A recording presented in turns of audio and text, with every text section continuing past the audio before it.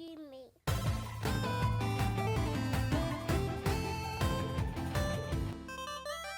Welcome to the We Love Gaming podcast. This is episode 60. My name is Marcus, aka Godly Sovereign, and if you're new to the channel, then welcome. Thank you for clicking on the video. If this is your repeated time of coming back, then we appreciate you. And keep clicking on the videos, man. Like always, the Patreon and the shop links are down below if you'd like to support us. Of course, we have a lot to talk about with games. I say we because I'm not here alone. Of course, I always have to have the 1,000 Game Slayer, Ray, aka Sirknight. What's good, man? Good? How you doing? I'm doing good, man. Just chilling, playing some games this week. We ended up finally painting the baby's room. Okay. So we All got right. that room. You get ready. We got that room painted. So that was fun. I also finally I went and I put a reservation down on the Steam Deck.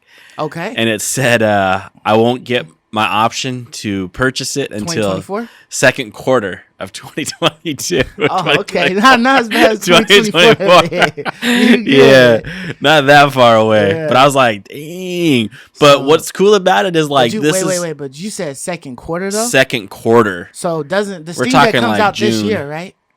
Doesn't it? It comes out this year, end of this year. So I won't even be able to get a chance to I won't get my purchase option until mid next year. Damn near, yeah. Okay. All right. Which one did you get? I did the 512. Okay, yeah. 512. The 529, the 529. Yeah. No, wait. No, the 650. 650 one. one. You got the big boy. Yeah, I put my name down for the 650 one. Okay. Start saving now, but 700 bones. Yeah, I feel like you kind of have to go that route. Although the 256 isn't too bad, but I was like, might as well just pop for the best one. But what's cool is like they're doing what I think we had suggested long ago with the PlayStation. Yeah. Just accept them, and then it'll ship when it'll ship. Yeah, they'll let you know when you're going to get it. Yeah. And just make the line long. The line will be long, but you're going to get your chance to come up to the front of the line and pay for your product. Exactly. That's how they should have. That's how all these companies. So another, awesome, fist bump to Steam again. Like they haven't made a mistake yet. Yeah. They haven't made a mistake yet. So yeah, I mean, good for them. They started good by introducing the Nintendo Switch OLED right after the OLED. Yeah. Switch OLED had released their registration stuff. Exactly. So that's my week, man. What about you? Mine's been cool. I've been chilling. I haven't really done anything too crazy. I finished up the game room, painting the game room, so I was doing some painting too. Nice. So I got everything painted, and then it's all about starting to I gotta clean the floors because I fucked up the floors. Like I was in that bitch thing. I was Picasso, and I didn't. You need were splatting everywhere. Yeah, I didn't need no ground covering or whatever. So my wood floors got all kinds of stuff on them. So I gotta pick that off there. Yeah, I gotta clean them. Some alcohol or some. I think my wife had said she found something that was like some type of a goo gone for like paint or something like that. Yeah. You could get like a jug of it, and then you just pour it on the floor, leave it for a few minutes, and then you just wipe it down. So I probably just end up mopping it or whatever. Yeah. So I went with a little scraper and tried to scrape up like all the of the heavies, big stuff. The heavies, but there's still like the little residue left. Yeah. So, yeah, I'm gonna take care of that, but I'm trying to like start, I'm trying to get in there, man, because I didn't have my man corner of the bedroom. You know what I mean? I'm trying to get the man cave your man going. corner, yeah. Yeah, and I got all these ideas and stuff like that I want to do. And then, I'm trying to like, start it, and move on because I got to build some furniture and then I'm, bring some furniture in and stuff. And then I got to get the screen, for the projector and everything like that, so I can get that going right. So some stuff, but I'm trying to start on it. It's gonna be fun. I figure we could probably do like a little cribs game thing, room. Like a Patreon, cribs thing or something like that for everybody's game room. So yours, our little gaming setup. Might have a man corner too now. 'Cause Oh he yeah, he got a The man baby- I think corner. the baby took I his still game have a room. man. I have a man cave still. Yeah. But I seen you with the eventually, full at room. some point in time, it's probably going to become a kid's room. But Yeah, if you get number 2. Or yeah, whatever. at some point in time, I'll have to make that switch. But for now, I'm good. Yeah. You straight. While they're so. young and whatever, I'm good. Yeah, I'm good right now because my kids like each other. But when they start hating, When they start hating each other, I'll have to ship out. They're best friends right now. But yeah, at some point in time, right? Yeah, man. But enough That's about cool. that stuff, man. Let's go ahead and get into the games, man. What you been playing this week, man? Dude, so a little bit of Outriders, but the new game launched on Xbox called Death's Door. It's like a indie game. Okay. But it wasn't released on PlayStation. It was only released on Xbox and PC. Mm-hmm. So it's kind of like an Xbox exclusive. And it wasn't on Game Pass. So I actually had to pay money for this one. But it was on sale in the PlayStation, in the Xbox store. And I was hearing lots of good things about it. And I watched a couple preview videos on it. And it looks like something cool. Okay. And so I fired it up. And damn, it is cool. It's really good. Okay. Like, I've been really hooked on it this week. Really like it a lot.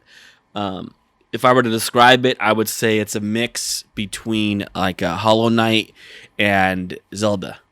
Oh. To me, it'd be like a mix between those two games. Graphics wise too, or what? Yeah, art style. It's kind of like a Hollow Knight. So the things it takes from Hollow Knight would be like the awesome music, the awesome art, graphic style, characters.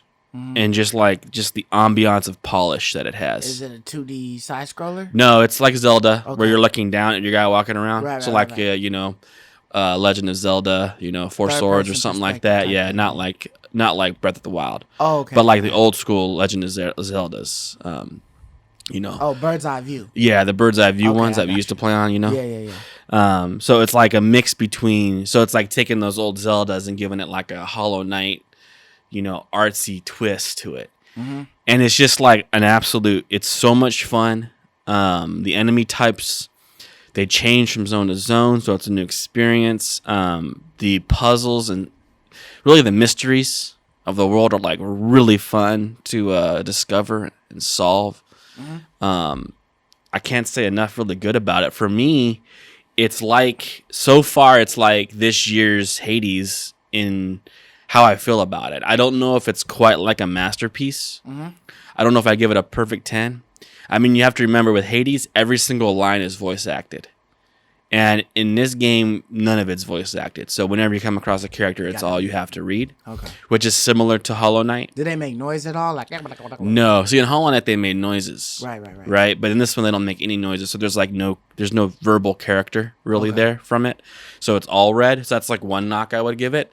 But supposedly this game was made by two dudes, two guys. Oh, that's impressive. And it's really awesome. Like, I cannot say actually enough good about it. I recommend, dude, like, if you get a chance, I'd buy it. It's like, if it's still on sale, it's like around 15 or 16 bucks. What did you say the name of it was again? It's called Death's Door. Death's Door. And it is, I'd recommend it to everyone on the channel that watches to go check that game out. If you like, it's like the best game, especially for like right now. When you're kind of like waiting in between for a game to come out or a game to launch. Yeah. It's just like scratching that nostalgic Zelda vibe, beautiful, gameplay, beautiful art, beautiful music. It's just like, man, I was really, really impressed with Death's Door. When I finish it, I'll give you like my final review on it, but I really couldn't put it down, man. Like, I'm looking forward to going home and I'm playing it again. Looking forward to going home and playing it some more, man. Like, the combat is so much fun. It's addicting. Yeah, so, I'll go ahead and put that up on the screen for you guys and watch it right now just to see like what it. Yeah, you got to show a little trailer or whatever, a preview of it, so people can see what's up. But this came out of nowhere for me. Like, I didn't really think that this was one I was going to be getting. I think like I had maybe vaguely heard of it through the grapevine. But when it was coming out and I saw a preview for it and I clicked on it and I was like, damn, this thing looks really polished. And then I went to Metacritic and it had like really high scores on Metacritic. And I was like, you know what, man? I think I'm gonna soup this one up. and I did, and I'm Gotta super stop happy I letting did. Metacritic sway you, man. Huh? You gotta stop letting Metacritic sway you, man. Just buy that sucker. Well, I was going to, but it's like I don't know if I'm gonna spend money. Yeah, and then it's just kind of like one thing that kind of like is the straw that breaks the camel's back kind of thing. You know, like you're unsure one way or the other. Yeah. And then it's like Metacritic. It'll push you to the edge. Or the other way, but you're right. I don't like how they would push me off. Yeah. But they're right oftentimes, but they can be wrong sometimes. Right. And so, but I'm real happy I did. This one cost you? I think it was $16 on sale. I think it's $20 normal. Oh, I want to say it was like a 15% to 20% discount on it. That's cool, man. Yeah. I wish I could make games, bro. Isn't it cool? Like when you see something like that, it's like I'm impressed, man. Two guys, Two dudes that's make crazy, this. Man. Yeah, can you imagine like good. both of us doing that? I can't even imagine just because it's really long. It's pretty long too. It's not like I haven't felt like it's short at all. Like I don't know how far I'm through it. Maybe halfway through it. Yeah. And I felt really satisfied with the game. Yeah, the design looks. This is good, man. It looks good. You're a little crow. You're a little crow, little bird raven. You're a reaper. Right. You're like a death reaper, and you're going around collecting demon souls or whatever that need to die. Oh, okay. And you collect souls just like in kind of like Dark Souls. Yeah. But you don't lose anything on death. Oh, okay. So you just kind of like restart. Do the monsters like respawn too? Yes. Okay. So the monsters do respawn. Right. But what's also cool too, man, it's like if you're going through and you haven't respawned yet, the whole world stays static. So okay. So if you killed like 5 dudes and you leave and you come back a half hour later and you haven't like restarted, yeah, all the dead bodies will still be there in the exact same place and all the bloodstains will still be there. Huh. Nothing despawns. That's cool. So the world stays the way it was as you walk through it, right, which is really neat. Yeah. Just really cool little touches like that, because a lot of games don't do that. Those little tiny touches, you can just see like this is a labor of love, like these little things, they didn't spare any expense for detail. Yeah. So congratulations to those guys, man. They made a really, really wonderful game. Good for them. I don't know how many years it took them to make that, but what a wonderful game. Have to look them Good up. for Do you them. know what the publisher's name is? I don't know what the developers are called. I don't know if you're on Metacritic right now, but it probably would say on Metacritic who the developers are. No, I'm not on Metacritic. I don't know cool, if because it has death in the name that's hurting. I don't know. It might be a little bit of a mistake to include death in the name. Death Stranding. That ain't never stopped it. Yeah. It's just because it's indie, that's all, and nobody, it probably wasn't on a lot of people's radar. Developers Acid Nerve. Okay. Never heard of them. Yeah. But supposedly like 2 dudes made this game. Yeah, I know some folks that might on the Browns You probably like this one for Reaping sure. Souls, man, and I really mean like it does feel like Hollow Knight as far as its polish and beauty. But Zelda as far as like its kind of mechanics. Okay, that's what's up. So if you like those 2 games, man, I think you'll really love this game. So check it out. What else you been playing?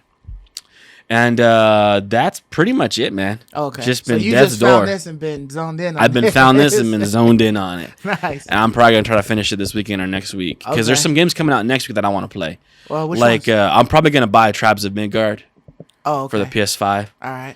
And then Ascent is coming out on Game Pass, which is another indie title that looks really good. Okay. That I'm definitely going to give a shot next week too. So next week's has a few games that I really want to try. There was another one coming out at the end of next week that I wanted to give a shot on too. What day is Deathloop supposed to come out? Oh, Deathloop is in August, I believe, or September. Oh, okay. Actually, it might be September. So Deathloop, we still got a ways. We still got a little bit. To coming for that one up. But there's some cool games. Oh, Crystals was came out this week too, but that's free on Game Pass. Crystals?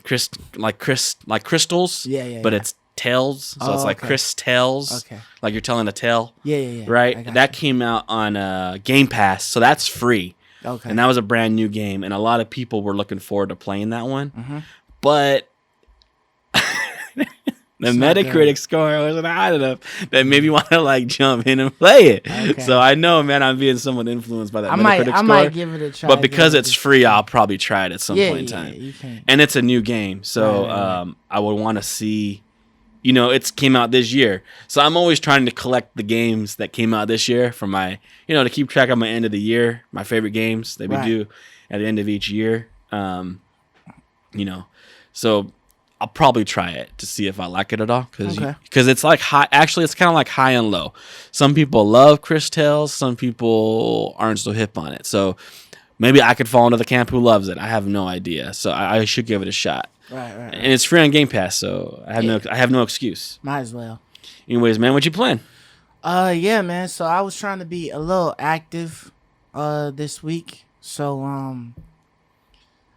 I had attempted to play some more of the Dark Alliance this week. Yeah, I saw you try throwing me an week. invite and stuff. I was playing Death's Door when you sent me an invite. Okay, that's what you were playing. Yeah. Okay. Yeah, so I was playing that with my father-in-law, and it pretty much got to the point where after I finished playing what I was playing, I was like, okay, I never want to play this again. Cause it hit me like, damn, I just spent like an hour and a half to maybe 2 hours in this like zone, because the combat power versus the power required in the area is just like totally off. Right. You know what I mean? Like you were kind of explaining last week. It doesn't make sense. Right. Yeah, like it doesn't make sense why my father-in-law would be 2 steps above what the required power level is, the combat power level is. So like what I'm saying by that is like he's a 2700 and the power level required for it was like 1500 and he was still dying in there. He was 2700? Yeah, and he was still dying there. Like, why are you in an area that's 1500 and you're still dying? Like, this doesn't make sense. Like, it's not clear at all. It wasn't enough people to like gang up on you and like kill you like that. You know what I mean? So the combat, it's just like the combat score is almost damn near irrelevant. Like you're gonna die a couple of times just in there just trying to go. And it's interesting because I was weak, so I couldn't give no real help, because he was trying to like cart me because he had played. He was trying to carry got up to like 20, so he was trying to carry me, so I could catch up with him. But yeah, but also like it feels like the larger and larger your gear score number gets, the harder and harder it would be to judge what's powerful. For instance, like if you're talking about just leveling up. Like, let's say I'm a level 10. Yeah. I probably can go into a level 11 or 12 zone. Right. And that kind of makes sense. But if I go into a level 15 zone, then I probably know just naturally that I wouldn't be able to handle it. Yeah. Or if I'm a level 15, it's pretty obvious that I could probably go to a level 10. It seems like the smaller the numbers are with your power level system, it's easier to gauge. But if I'm 2700, 1500... I think logic would tell you that that's a lot, but there's no way to know. It gets more convoluted, I think, like how strong you are when you're dealing with thousands, right? Versus like one single digit differences. Yeah, and then going through it and then getting like maybe like a whole 7 pieces of gear and like 2 of them I can use is ass to me. Like that's just it's not rewarding enough. The biggest waste of time. You know what I mean? Like I would much rather you throw so much crap at me. And then I get like 3 pieces that I can use, than to give me 6 or 7, and then I can only use 2. It's or throw a whole bunch of crap at you, and you can like dismantle it and use materials to build something or do something with it. All you can do with it is get gold for it. You can sell it and get gold, but like the gold shit ain't nothing crazy. You know what I mean? Like it's, right. And so you're just like, I have a hard time. So yeah, I was just like, you know what? That's it for me. Like I'm about to delete this shit right off my console. Right. So I can see why it got, the bad reviews that it got and from the bad users for sure. Score that it got, because it's like okay, but it's more like subpar. You know what I mean? Like I feel like giving it like a C average or whatever ain't even. It sounds like it's a decent game that probably frustrated and angered a lot of people. Kind of like what you're saying. Maybe it's like so. The game is okay and kind of okay to play. Yeah. But you're so frustrated with things like that where like I'm twice the power level and I'm dying still. Yeah. Or I'm not getting rewarded. Or like you were saying last time, I made it halfway to the checkpoint and it showed me, I just collected some loot, but it locks it for me. I can't collect it yet. I have to wait until I get to the end of the dungeon. Probably just certain things annoyed and frustrated people to the point where they're like an anger score. Like you're just so frustrated and anger, you go and you just trash the score. You put a 0 or a 1 down. Right. When really it might be a 6 or a 7. You're just so frustrated with what it did to you that you walk away, poisoned. Yeah. So it sounds like it might be that way. I mean, I'm probably never gonna really touch it again. Maybe if they did like some crazy updates to it or something like that, I might. But it's not really fun. I hear you. Like that. I hear you. That whole like struggling and grinding, and to get up is like, nah, it got to have some type of like an enticement to want to keep going. Sure, absolutely. You know what I mean? Absolutely. So after I decided to give up on that, I was trying to figure out like what else that I could play as a multiplayer to get my father-in-law off of that shit, so that he won't try to get me to play that anymore. Right. Sorry, but then I found I was like, okay, so like the multiplayer stuff, it's not like a whole lot on Xbox because that's the only console he's got.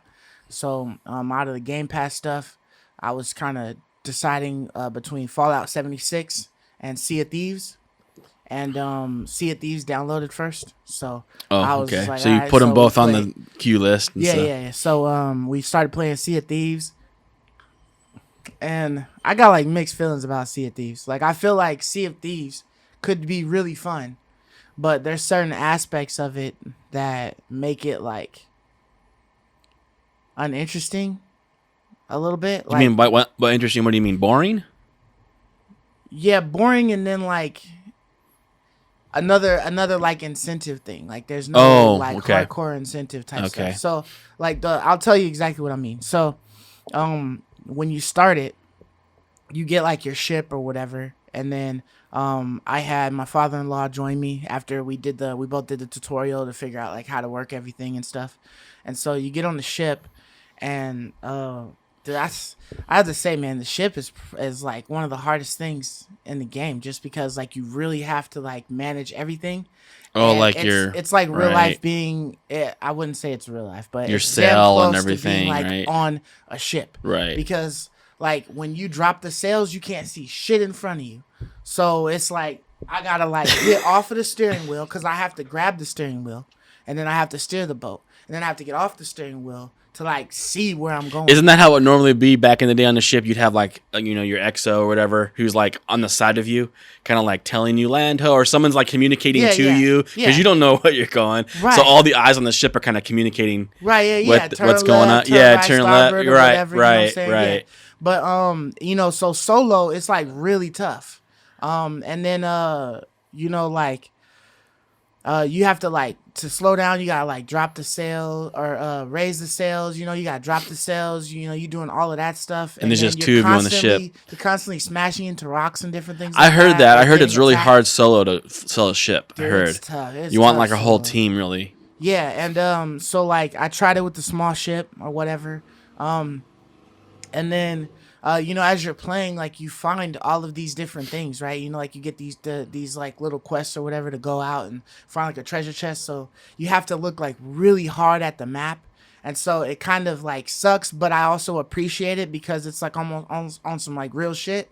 Like if I get like what the map of the island looks like, and then I have to try to find that island on this big ass map. I see. So I'm zooming out, I'm zooming in, I'm trying to like pan and figure out where this island is at, and there's no clues really as to where it's a real hunt. So it's a real hunt. Yeah. But once you get onto the island, it's pretty easy to find the treasure. You know what I mean? As long as you're in the general vicinity, the treasure chest will pop up for you when you dig a hole. Were you getting ganked? So that's what I'm mainly worried about. Once or like a couple of times, you'd be sailing on the seas, and then you come across a ship, and they start shooting at you. But the majority of the time, when I was getting shot at, they were from like NPCs or like AI, trying to attack me. It's like skeleton, crew or something like that, and then they start firing on you or whatever. But because I suck at like manning the ship and stuff, it's kind of tough to like maneuver. And then if you get like a smaller ship, you have smaller, you only have 2 cannons, one on each side, so it's real hard to like do damage. And then the boat doesn't like maneuver quickly. I kind of wish it would give you like actual tight turns, like when you turn, it turns type shit. But like you gotta like move the wheel all the way over, and then eventually you'll start leaning to the right and stuff like that. And then you gotta like veer it back the other way to kind of correct it out and stuff. And so that's rough. And then I even tried, being on like a big ass boat. Like I was like, oh, I could have this boat right here. It got like 8 cannons on it, and they hold like up to 4 people. But that bitch is like, you gotta run all across the decks just to like lower the sails and raise them and stuff. So it's like real difficult. to man like a big boat. And I had a crew of 4, but it was like they don't have talking, so you can't really chat with people. You'd have to have them as friends and chat in an actual chat from Xbox. You can't chat in game, so that's ass.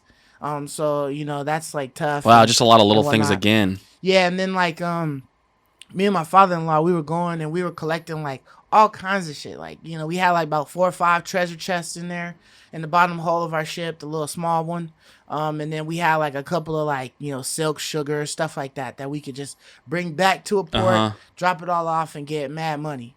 And then we came across a ship and then it just kept like circling us, and then it just ended up like taking us down or whatever. We were trying to do some stuff and we ended up getting destroyed. I think actually by a person.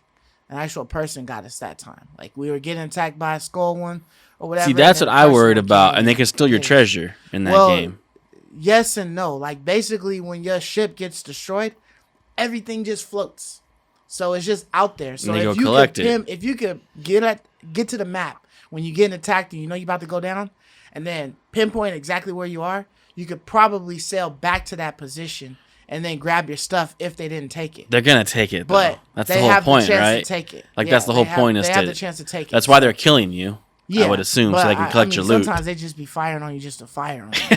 But, really? But okay. Yeah, so so that was like one of the disappointing things. It's like you collected all that stuff, and then your ship is sunk, and then you lose it all. You know what I mean? And there's no like saving anything, and if you try to like respawn or whatever, like you end up like dying, and then you spawn somewhere like clear across the map, so you can't find where your stuff was at. There's no body indication of like where your ship was sunk, for you to attempt to try to retrieve it or anything. So you're kind of like SOL at that point. And and then also it's like when you start in it, like you don't keep like your ship. Like every time you pop into the game, it's a whole new ship. So if you did have some treasures and you're like, oh, I want to save this and like I love my ship, I'm gonna keep up with it. Like you lose everything once you're done with that gameplay. Right. So all you're doing is collecting like your ranks and stuff like that. It's like playing a Call of Duty game or something, and and everything you do in that game is just in that game. All the items you grab or whatever, it's just in that game. It has no effect with your actual character or whatever. Right. And then you can't improve the ship. You can't get more guns. Oh, you that can't sucks. improve the guns. I thought you could improve your ship.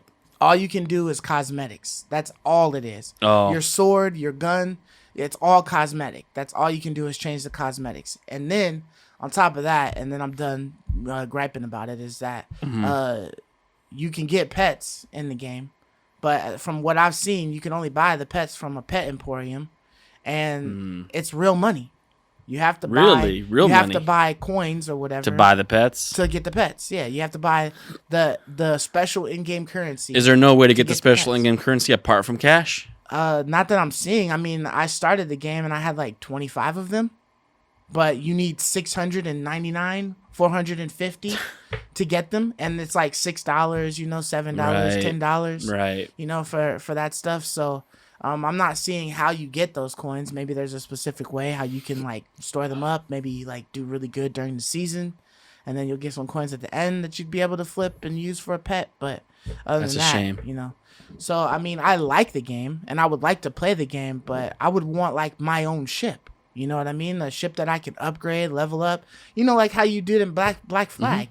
Totally. So it's just kind of like, oh, okay, well, I guess I'll wait, for another game that's similar to that, maybe. Yeah, and I think it's funny that they thought people wanted to man a ship, right? Like do all the aspects of the ship.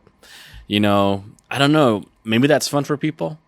Like you have you and your 3 buddies or whatever, and you're all doing a part on the ship. Maybe that's fun for people. That doesn't sound fun to me, but maybe that's fun for people. Yeah, I mean, it's like I can't like look at a map. I can't like pull up a map and then like find out where my ship is going. I have to get off the steering wheel. I have to run downstairs, go to where the map is at, and then look at it to see if I'm headed in the right direction. And then, it's such a trip, man. I've got to like drop the anchor if I don't want to go anywhere, or I've got to raise the anchor if I want to move. I got to drop or lower the raise or lower the sails, you know what I mean, in order to move faster or go slower, so it's like, you could be like, hey, raise the mast up, or go to the map, see where I'm headed, like which way I gotta go, left, right, what, you know what I mean? But you need like another person in order to play that. So it's not really like a really fun game to play solo. It's pretty Definitely tough. not fun to play solo. It's a lot of maneuvering and stuff like that. Even 2 sounds you tough. You have to learn like tricks of the trade, you know, when you're playing. Yeah, it even and stuff 2 like sounds that. tough. So, I bet you really want 4 people in that game. yeah, but then after you know, once I wasn't playing that with my father-in-law, I decided to try to finish Plague's Tale. So I had started on that, and so I was just continuing on it, trying to get through the story. And Which game was that again? Plague's Tale. Oh, that's right. I was wondering if you, because I remember last week that you said you were going to try to finish it. Yeah. Did you end up finally finishing that thing? So I thought it was 14 chapters. It is not. It is like more than 16, because that's where I'm at. Really? So, yeah, and they started to get like a lot longer. Okay. You know, towards like the very end. Okay, so cool. Like, there's some game there, huh? So it feels like it's gonna end, but then it's not ending, and it's like, okay.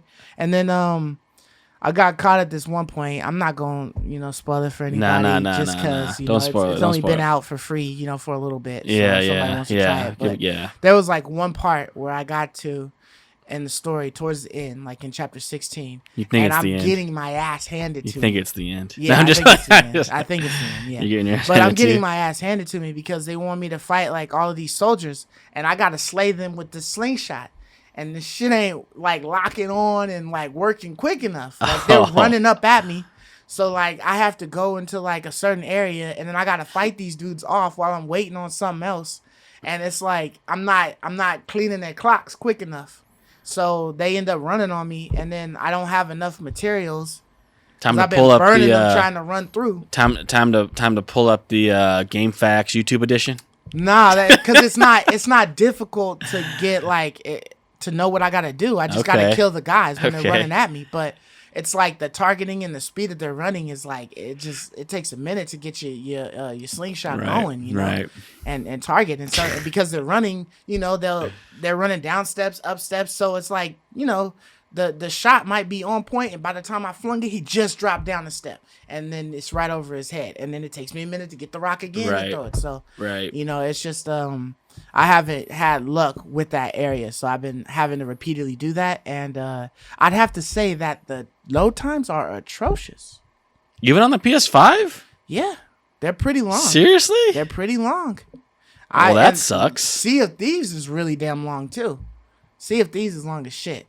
Honestly, that's crazy. I wonder what it is on the base model then. I don't know. If it's bad on the X. I don't know, but I was just like, God damn, where's my fucking enhanced Series X? You know, speed. Like, what's going on? It can't be that much shit that y'all populating in this game. I mean, there's no loads in the game once you're in there, but like, if you die, mad load time.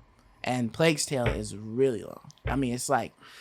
It's like back in PS4 type load times. Like they didn't try to improve the load times on it. And it's like, oh, that's maybe weird. I understand it because it's like a shitload of rats that be on the screen at one time.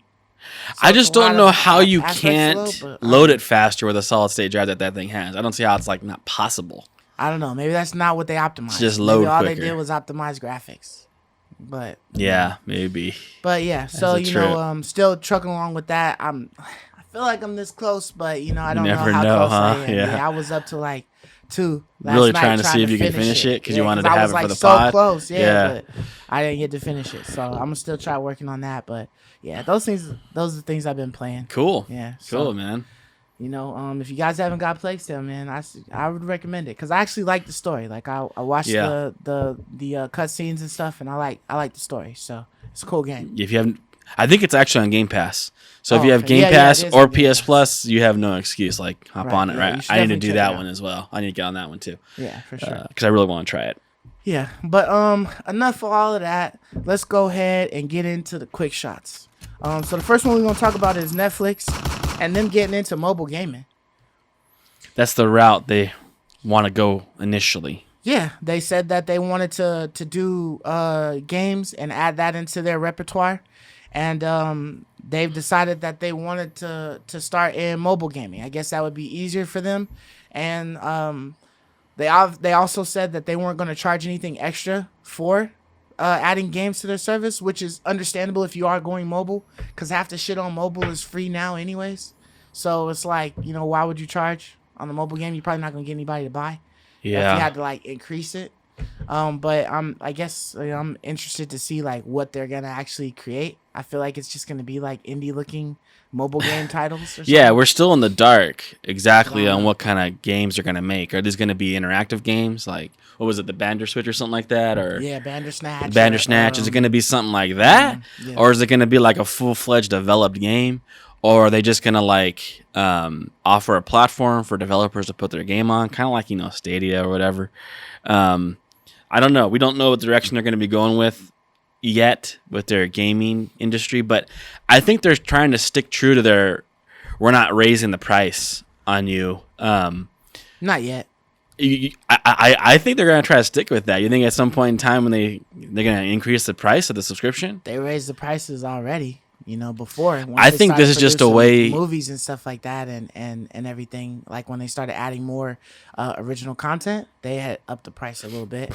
So I could see them definitely upping the price and just saying for some reason, oh, it's not because of gaming, it's because of this or whatever. Yeah, but later. There isn't like that's like a static inflation raise. It's not like there's a separate tier.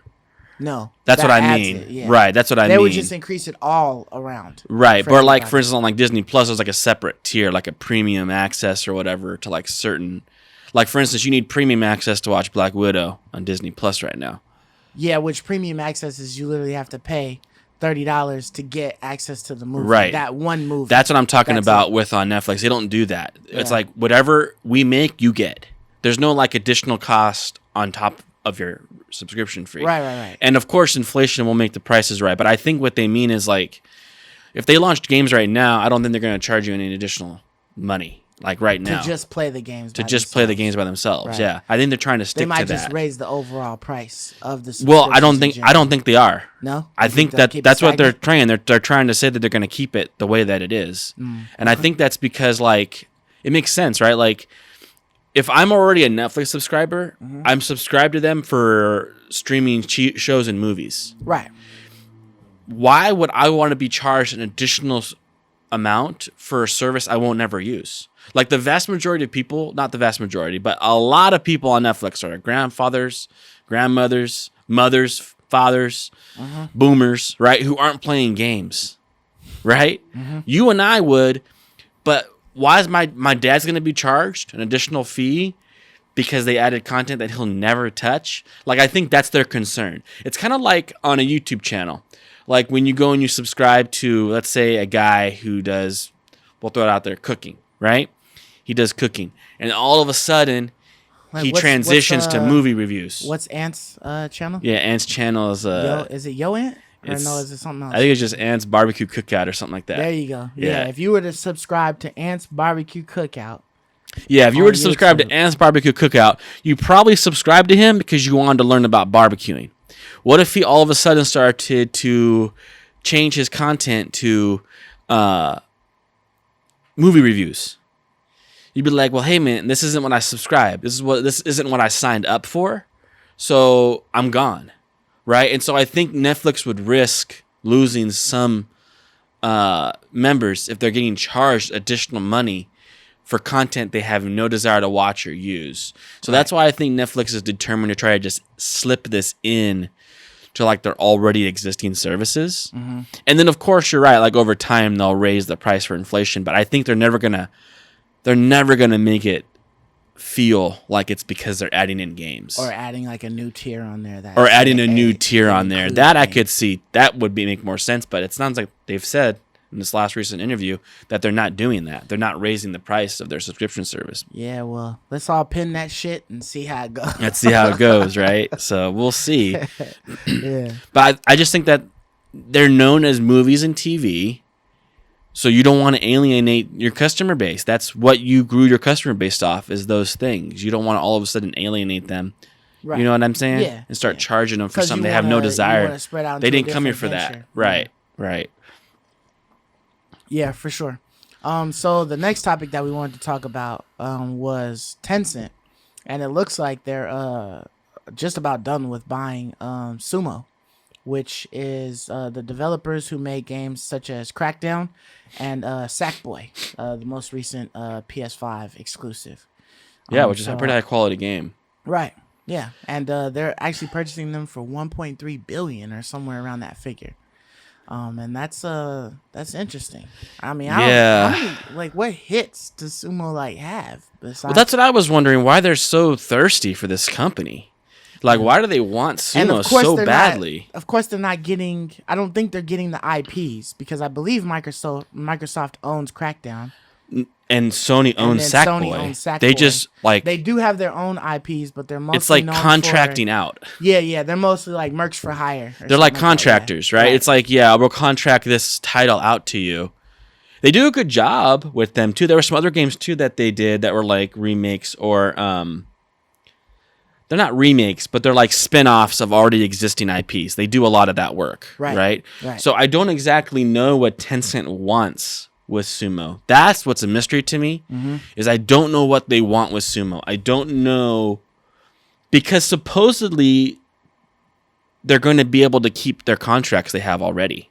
Oh, okay. With like, interesting. Whatever contracts and working they're doing with Sony or Microsoft, they're allowed to continue doing that. I think what's crazy though is I don't think I would want to sell my company to Tencent. I don't think I'd want to sell it to a Chinese conglomerate who's run basically by the Chinese government. I don't think I'd want, as an owner, to put myself in a position to be owned by a company like that. That's weird. But they did give them 43% more than what their market share was worth. They gave them 43% more. I'm wondering if the people that's on there, like, or maybe the people that own it, are even like still there. Like maybe they just sold it and maybe. But I heard that all the upper management were able to keep their positions and keep working there. They just all became millionaires overnight. Tencent is a big company. Like, yes, Tencent they is own making money. League of Legends, Riot Games. Tencent owns a lot. So they own a whole lot. And the most recent game that Sumo's been working on is Hood, Outlaws and Legends, which you're right. That was there. It has come out. It has come out. So that was their most recent game. Yeah, that's their most. And that's a brand new IP. So maybe Tencent gets that now. They bought like an IP like that, but they definitely didn't buy Sackboy. The IP is owned by Sumo though, or if that's like it probably is. That's not an existing IP. No. So either someone paid them to make that, or that's theirs. I think it's theirs because it's on PlayStation and Microsoft. Right. So right. I think it would have to be theirs in order to be able to float back and forth. Because if PlayStation owned that IP, it would not be on Microsoft. Right. And vice versa. Yeah. So it's just they got paid a huge sack of money. I think it's a little scary because China is such a I don't know. They're pretty evil government, and to know that they can just kind of like come and give you, I don't know, because they try to gobble up a lot of things. Like, they've been recently trying to gobble up farmland in America. They've been trying to gobble up, companies, American-owned companies as much as they can. Sumo is UK-owned, not American-owned. Right. But there was another one, WAPO or whatever, or something like that. That was a Chinese gaming developing company. Okay. And they wanted to buy American-owned. America says, no, you can't do business. The American government said you can't do business with that company just because you can't trust to know if it's Chinese, if it's infiltrated by the Chinese government to the point where you're being spied on or whatever it may be. And so I just think that but I don't blame them because they were offered $1.3 freaking billion. Yeah. But China has so much money to think that they could just kind of come in and just like buy up a lot of our media and censor it. Is more so like what I would not want. I would not want my games to be controlled by that government. Because you heard about that one instance where Call of Duty, I think it was Call of Duty Cold War or one of the Call of Duties, had the Tiananmen Square in their game. I'm not sure if you're familiar with the Tiananmen Square. Tiananmen Square is when the Chinese public were protesting the Chinese government wanting democracy. They were wanting democracy because China's a communist nation. They wanted democracy, the right to vote. There's no votes that are really held in China. The Chinese government has. They recently just enacted their president to be a president for life. So Xi Jinping, like it's a backwards situation. But anyways, the people were they were going against the Chinese government because they wanted democracy. The Chinese came in there and just killed them all and just like mowed them down. So it's a stain on their history. Yeah, and I do remember that there was like some wasn't some protests going on in China? Oh, in Hong Kong, free Hong Kong. Yeah, was in Hong Kong, and then there was and they arrested those people. I think it was like was it a Blizzard player or some player that was playing like a really popular said free Hong Kong and Blizzard ban them. And yes, you're right. Ban them because they were they didn't want to be under the wrath of China. Yeah. Because they still want their games published over there. Because they still want their games published over there. China has a lot of people in there, so you would definitely want your games to be published over there. But I do know that they have a lot of censorships and different things going on. So I guess what I'm saying is like if your game is all of a sudden greatly altered because of censorship. I mean, but I guess a lot of them have to do that. Like there's a lot if you want your game over there in China, but see, and just because China's an evil regime, like it's really hard. Like that they're ethnically cleansing the Turks in their country, the Turkish people, throwing them and killing them, making sterilizing them, throwing them in concentration camps, over 1 million. So I mean, they're just a rotten government, and it's one thing to be owned by like a private industry. But to be owned like by a government and then like a rotten government, I don't think I would want my company to be owned that way. I would probably say no to Tencent, even though they offered me 1.3 billion, because I would think if I'm that wanted by Tencent, there's got to be someone else out there who wants me quite a bit too.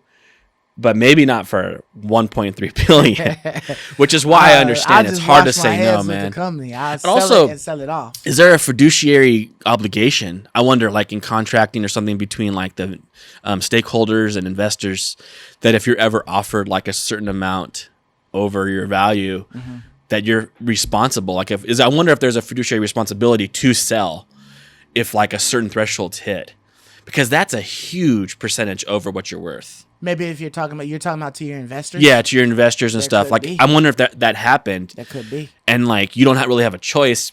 You're responsible. We've been offered this much money. We everybody got it. The payout.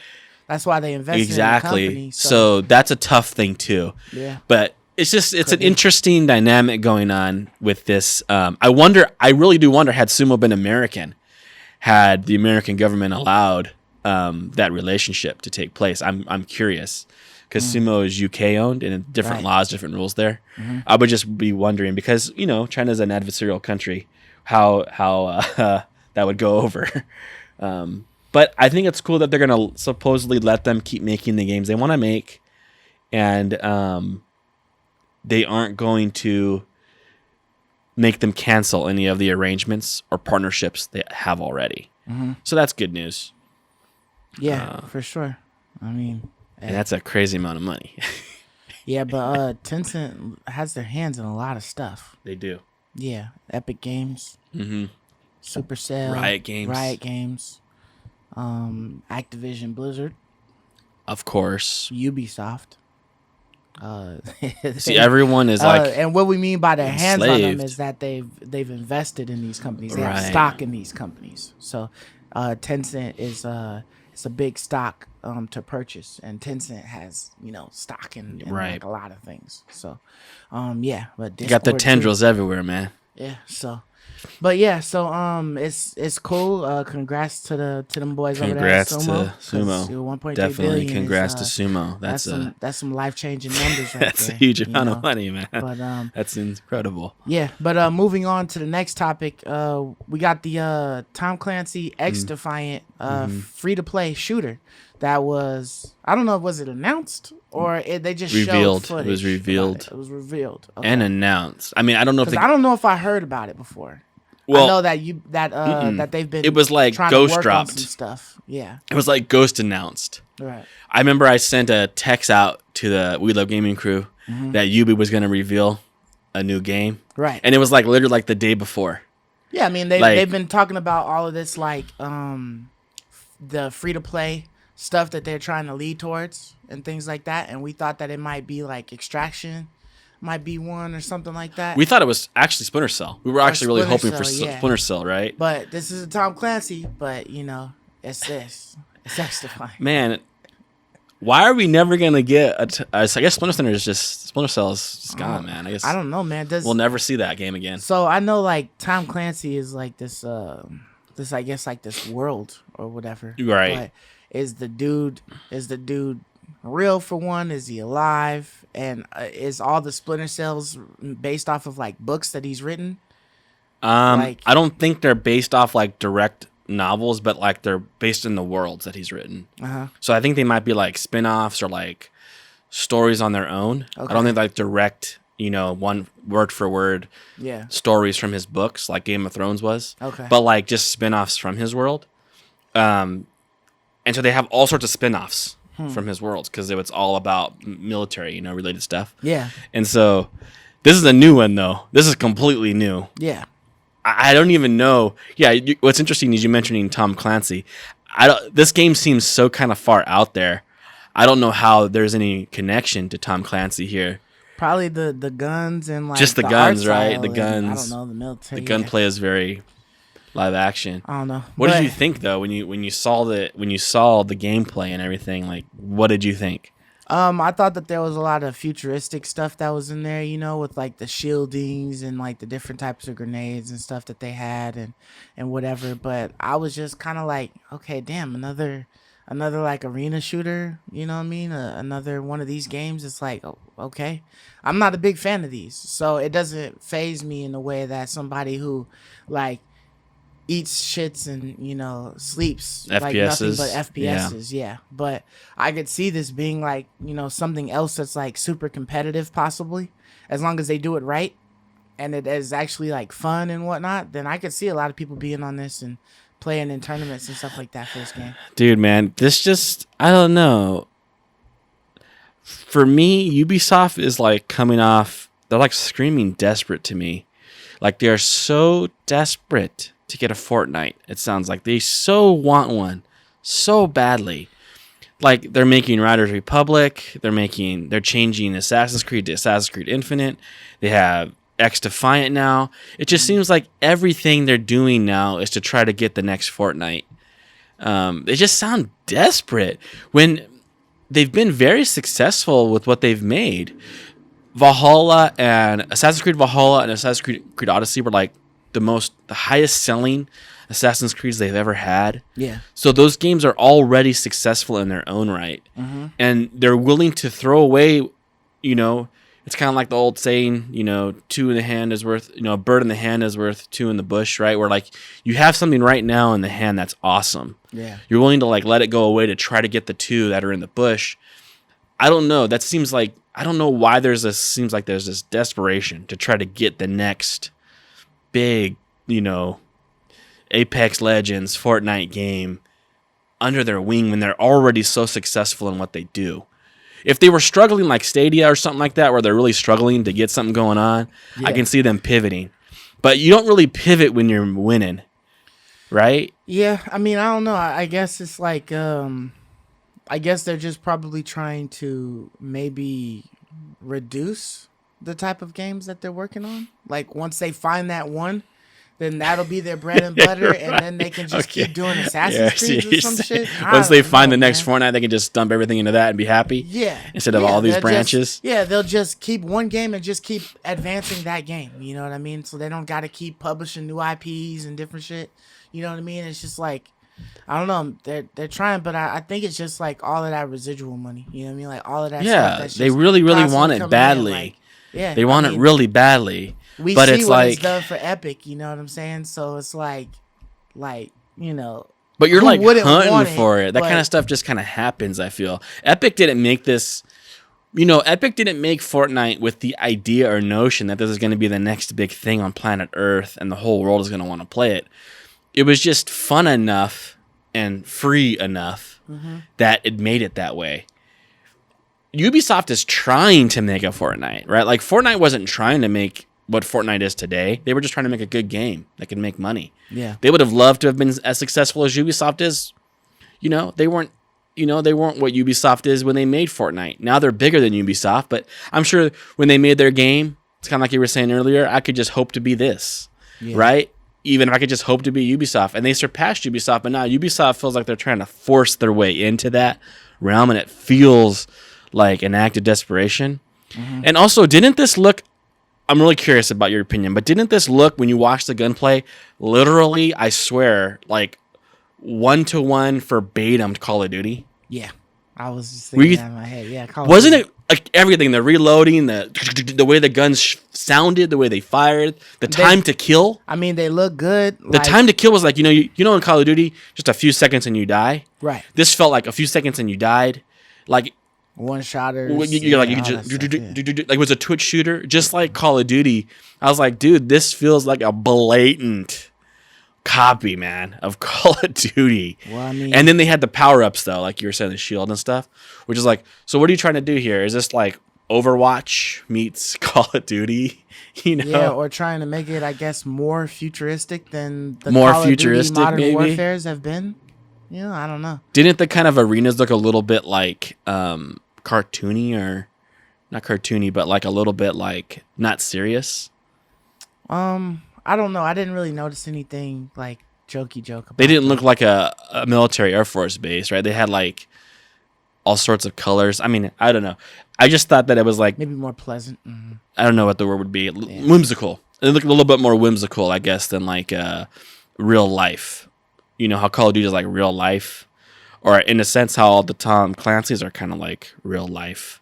You know, like it didn't feel. It felt like a Riders Republic kind of thing, where like there's all these colors and paint and like whimsical in some ways. I'll tell you what, it's free, so Yeah. you can't complain a lot. I Right. know I'm like mentioning all these things, but to be honest, you can't really complain. I'll probably try it because it's free. Well, you can complain, but You can complain, but it's free. So it's like I can't say like this is a travesty or don't buy it because it's free. Right. So it's hard to like be angry at them. Hey, it's a free game. I can't be mad at a free game. Yeah. You know, so Yeah. I'll give them that. Yeah, like I said before, XDefiant is like, it's a whatever game to me. And I'm probably never gonna try it out. You know, it's free to play and it's cool, but first person shooters like Especially that, like Twitch combat shooters. and stuff like that really ain't my thing. You know what I mean? Give me a story and some good old RPG elements, and I'm there. You know, you give me that. For sure, I hear you. So, I hear you. yeah, but you know, speaking of like RPG elements and stuff like that, you know, New World was also shown again, right? And they had like a more in depth like look at it. I think it was on IGN or something like that. Yeah, the preview that we saw one. Yeah, they had a cool little preview, and I know before when we had talked about New World, when Mark was here, he was saying that like some of the other stuff that they were making was like shit. And they pretty much like scrapped everything just for New World. You know, like this is the first game that Amazon would be making, right? Yeah. Okay. And that they developed themselves. Right, that they've developed themselves. And looking at this, man, it looks like it's pretty good. Like it looks like it's coming around. I agree. Like when I saw this, that was like my first thought, because the last we had heard was this game is garbage. Right. It looks clunky, right? It's the gameplay isn't smooth, the world isn't that rich. And we were just talking about how is it possible that a company like Amazon, like the richest company on planet Earth, can't make a game? Yeah. How can they not make a game? Like if they can't make a game, then I swear, man, how does anybody? Right. But looking at this new gameplay footage, I was really impressed. I was thinking, wow, Amazon developed a game here. Like they really developed something pretty awesome looking. I thought the world looked super rich and lush and detailed. It was a world that I wanted to go into, that I wanted to jump into. Yeah. I know right now if you pre-buy, it's not just pre-order, but like pre-buy it, then they'll let you jump into the beta right now. They're actually having the beta right now, a closed beta right now. Right. The game comes out August 31st. So I think between now and I think it was like almost the end of August, you can play the game. Oh, You will not be able to transfer your character over though. So whatever progress you make in the beta, you will not be able to take into the main game. I wonder, you think it's worth it? So that would be if you just wanted to. I'm curious. I want to try it out. I don't know if it's worth it, but if you're really dead set on buying it now, then you might as well. You might as well try the closed beta, and see how you like it. Yeah, I'm wondering if you could just like pre-order it off of Amazon. You do, and it gives you a Steam key, code. and then you could just cancel your pre-order. I was if you wondering don't that like too, which I think you probably can. I'm almost positive you can do that. Because when you're pre-ordering off of Amazon, I don't think they take the money from you immediately, right? They take I don't it know. from you That's a right good point. when I it's don't been actually released, know. But it's not like GameStop where you're like put $5 down on it and you pre-order. Right, It looked like you have to do the full amount. You have to promise to pay like the full amount. Right. But I would not be surprised if, I'm sure they let you cancel your pre-order. I'm sure, they might even let you Just return it cancel it after the closed first beta couple code? days of playing it. Yeah. Right? You're like, you don't like it, and they like, oh, okay, we'll return it, Right. Give you your money back, but shut the code off. Yeah. I don't know. But Who knows? it looked cool enough to where I'm like, all right, I think I might play this casually. Like, maybe not seriously, but just jump in there and play it casually. Felt like I was, playing Skyrim or something. Yeah, I was like looking at this and I was just thinking, damn, I wonder how this would play on the Steam Deck. Like Good. Would this be a decent one to like, play moving around? Probably not, since it's you got to be online for it. But well, when you're at home, you can play it. yeah, but but moving around, using it docked or whatever. You might be able to use like your phone as a hotspot. It might be, but you're at the fast mercy enough of internet. you're at the mercy of your latency cell and phone stuff. reception. Totally. That's the only bummer about it. Like, they said, Amazon came out and said that they are going to give full controller support to this game. Oh, okay. So that's Nice. why I said I think it would work great on the Steam Deck, because it's going to have full controller support. Right. And that's perfect for the Steam Deck. Yeah. And then I hope at some point in time they choose to release it on console someday. That would be nice. Because I think it would play great. It's like I said, it's a manual targeting. So it's not click. So you're not clicking on enemies and then pressing a button to attack them. You're just running around doing your abilities real time, like an action RPG. Right. And you're hitting everything that's in front of you manually. Yeah. So it's like, that's perfect for the controller. That would work great on a console, I would think. And it seemed like you only had a few abilities. It's not like WoW where you have 45 abilities that you have to keybind. Yeah. It seemed like you have just a handful of abilities. So it seems tailor-made for the console. So I wouldn't be surprised if at some point in time it comes out on the console. Yeah, I mean that would be nice to get like a another decent like, a real MMO on a on console, right? there, Yeah. I mean, I think that Elder Scrolls Online is considered like a real MMO.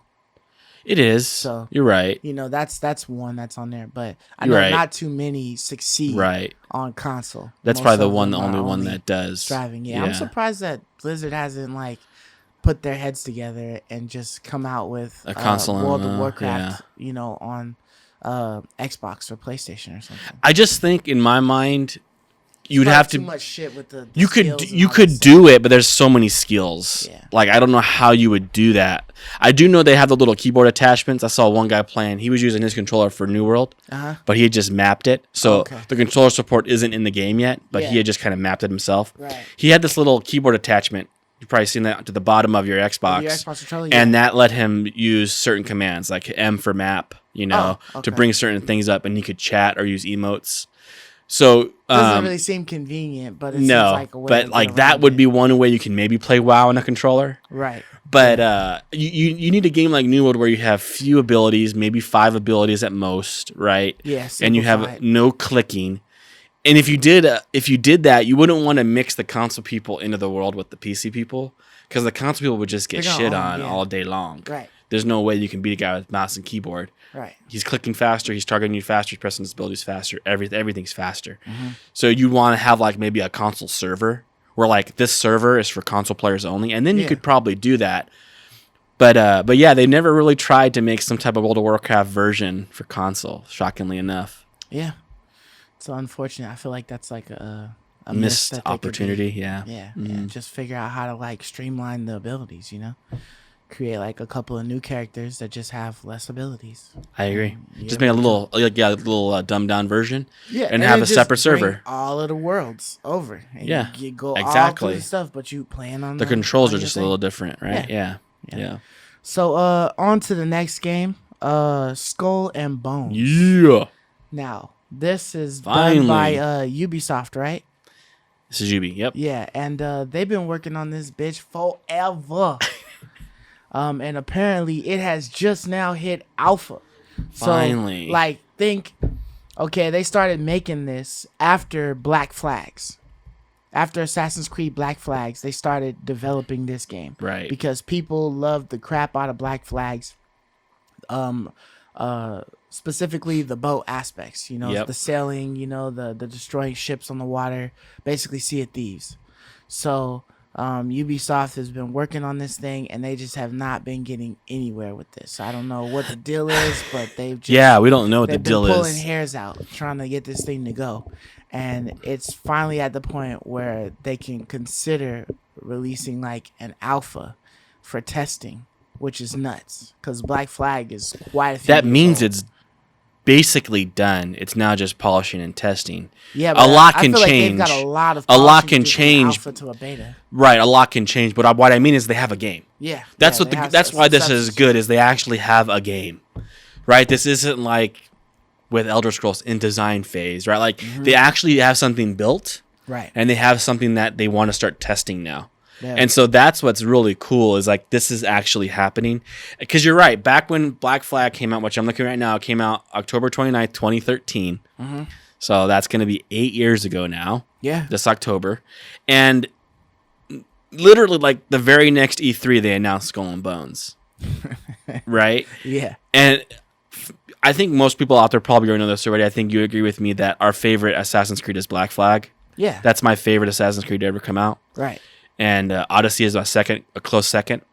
I never Because played Odyssey, but the reason why Odyssey is a close second is because they incorporate the Black Flag shipping, battles, and upgrade system. got you. I don't know if Rogue was that good. I never played Rogue, but they have the pirate ship. Yeah. They released a second game with the pirate ship Rogue. Right. They just pushed that out. They did like no work on that. They just pushed it out to make I believe some money. it was like all of the same stuff that was in Black Flag. It was just a different protagonist. Yes. On there, but exactly. It was almost the same as that game, but it was literally like the same islands and same area and all that. It was just a watered down story. Another person. Yeah, just to get something out for the OG console owners. Right. But when that game came out, man, I was so floored by how dope the ship combat was. I felt like we had never experienced really anything like that. You felt the wind in your hair, man, as you were sailing the wide open seas. It was so well done. The sea chanties and stuff like that. Yeah, man, singing the songs. You're just like sailing. It was so tight. Yeah. And so I was like, I want another Assassin's Creed like this. Please make the next Assassin's Creed like a sequel to Black Flag. I was so hoping for that. They didn't, but they announced Skull and Bones. So I was really pumped. I was like, okay, cool, fine. You're going to make a different Assassin's Creed game, but you're still going to stick with what was so beautiful about Black Flag, the ship combat, and the whole pirate's life. Right. And then it just disappeared. We never heard from it again. Yeah. It was like 2014 or 2015 they announced it, and we just never heard from it again. Too ambitious, maybe? I don't know if they were developing it and new consoles got announced, new games got released, and like, this is looking too old. We need to update it and change it. And if they just kept scrapping their model over and over again until they finally got it to a place that they thought would sell. Yeah. But I would have bought it if they just made it. If it had just been as good as Black Flag, even today, I think I would buy it. Yeah. Because it was so good. So I don't know what they were so concerned with, but it's really good news to finally hear that there's an alpha. Finally. Yeah. That's so cool. I can't wait for this game. Yeah, man. I'm definitely excited too, especially because I had tried to play, Sea of Thieves, and there's just a lot of things lacking on it, and hopefully Skull and Bones will be able to fulfill that, because if they're steering the ship as anything like how it was Black Flag, I'm there. And Skull and Bones is supposed to be multiplayer, right? Yeah. Or no. Okay. Yeah, multiplayer. So I mean, this is the Sea of Thieves we wish we had, right? Yeah. So I mean, if I can get some people on my ship that I know, friends and stuff, and go out there and just be taking down ships and hunting treasure and stuff like that, like it'd be dope. And actually something to like use the money for. That was another thing that I didn't like about Sea of Thieves. It's like all of the money is used to purchase like aesthetics. Like just like looks and stuff. No like upgrades you don't or actually anything. get to purchase an upgrade. It's like, what's the point of me treasure hunting? Because the ship hull looked cool when it's still as weak as hell. You know what I mean? Like It's like no real purpose, you know. It's literally to just shoot the shit on the sea. Is what it is. Right. You know, I'd probably go fishing in that bitch, but that ain't even worth it. You know. Right. So, but anyways, Absolutely. So man. you know, the Skull and Bones, it's cool idea. I'm just hoping that it really works out because, you know, some of the stuff that I've seen on it looked really good. You know what I mean? Definitely. It just kept reminding me of Black Flag. And Absolutely. I'm totally okay with that as long as they give me a different story and I can play with the homies. Then yeah, and I hope you can actually physically get out of your ship, walk around like you have a pirate. Right. That'd be dope. You're not just stuck on sea. You're not just stuck on only boat combat. Yeah, you have like a pirate that you can customize, a ship that you can build up, that you can, you know, spadazzle it however you want to add like all kinds of stuff, you know what I mean? And just get in mad sea fights, but also get on shore. That's the best feeling, man, when you upgrade your cannons and you go out there and you see just how much stronger you are. Right. That's the coolest part. Yeah. Not just aesthetic, like, oh, I'm shooting more cannons and that, look at that ship died faster because of that upgrade. Yeah. That's the funnest part, man. Like, you got to do that. Yeah, that'd be dope. So I'm looking forward to hearing more about the progress that Skull and Bones can make, you know, after this alpha is out there, you know, that it'll hit beta soon and then maybe we can get it next year, hopefully. I'm hoping that we see it at E3 next year. They reveal it. That'd be nice. And then maybe even release it at the end of next year. Right. Or like next December or something. Next December. November or something. Because if it's an alpha, that means it gives you over a year, right? A year and a half almost to kind of like polish it up, get it to where you want. And then release that sucker, man. Right. So that's what I'm hoping. I'm pretty sure we'll start seeing it next year. Yeah. Physical gameplay. Yeah, for sure. So on to the actual first topic, because that's the end of the quick shots. We have the PS5 Digital Edition, which is actually getting the lighter downsizing or whatever. I mean, I know we had talked about there being a possibility for a console like revision. And smaller nano chip. Yeah, it was supposed to be like the smaller nano chip and all that stuff. And so it looks like this is the actual digital version that's going to be changed.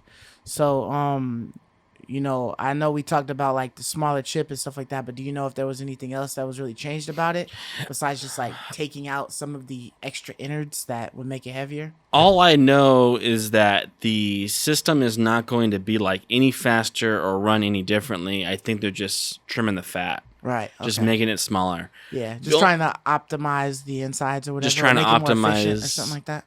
This has to all be in relation to the semiconductor shortage, I think. Right. Yeah. Right. I would a lot think of that this. Too. Yeah.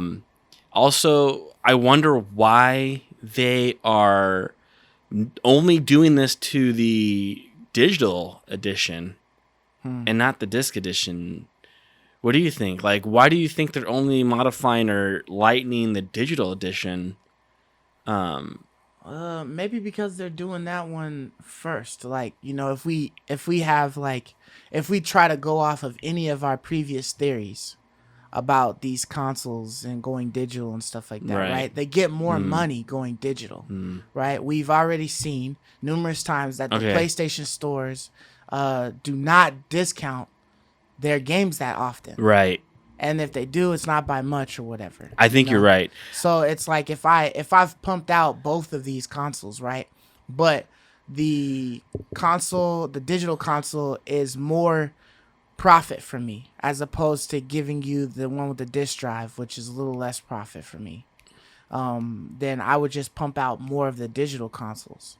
And then hey, it's been scarce, right? But we fixed that problem. We got more digital for you. If you like it, you know, purchase it because it's available now like that. I think I see your point. They get more money on the back end because of how much they're charging for their digital games. Right. Which cannot be purchased anywhere else. Right. It has to be purchased on their console. Yeah, they're definitely incentivized to want to sell you the digital edition. But another thing too, just to add on top of what I think your point is I also think they're losing money on the digital console. I don't think they're really losing money on the PS5 disc.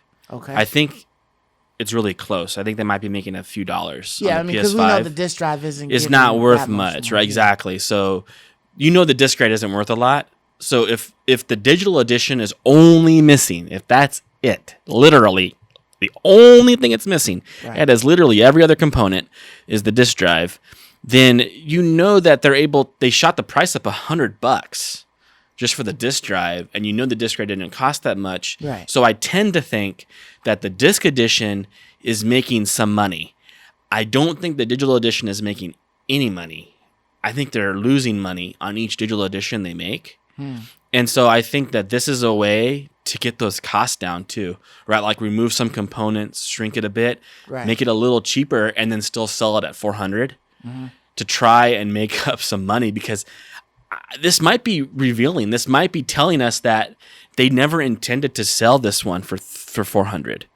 I think they did that they were forced into that because of the $299 Microsoft. on the Xbox Series S. That I think that Sony was like, shoot, we wanted to sell our 5 for 600 and our digital for 500, but we had to drop it 100. They already get like a way out, because the Series S is the 300 and the digital for the PS5 is 5, but the size of the solid state drive has never changed. Right. It's still the same whether you get the disc or the digital. It's or the size on the X just the changed. thing. Well, right. The Series S and the X, it's a half. Half, yeah. So there's a reason why it's like so low. But And what the then problem is, Xbox people look at the two and just say, "Oh, well, that one's $100 cheaper," right? And they both can only play digital games. So why am I going to go with this one? When in actuality, you're right. You're getting more money. You're getting more bang for your buck by going with the PS5.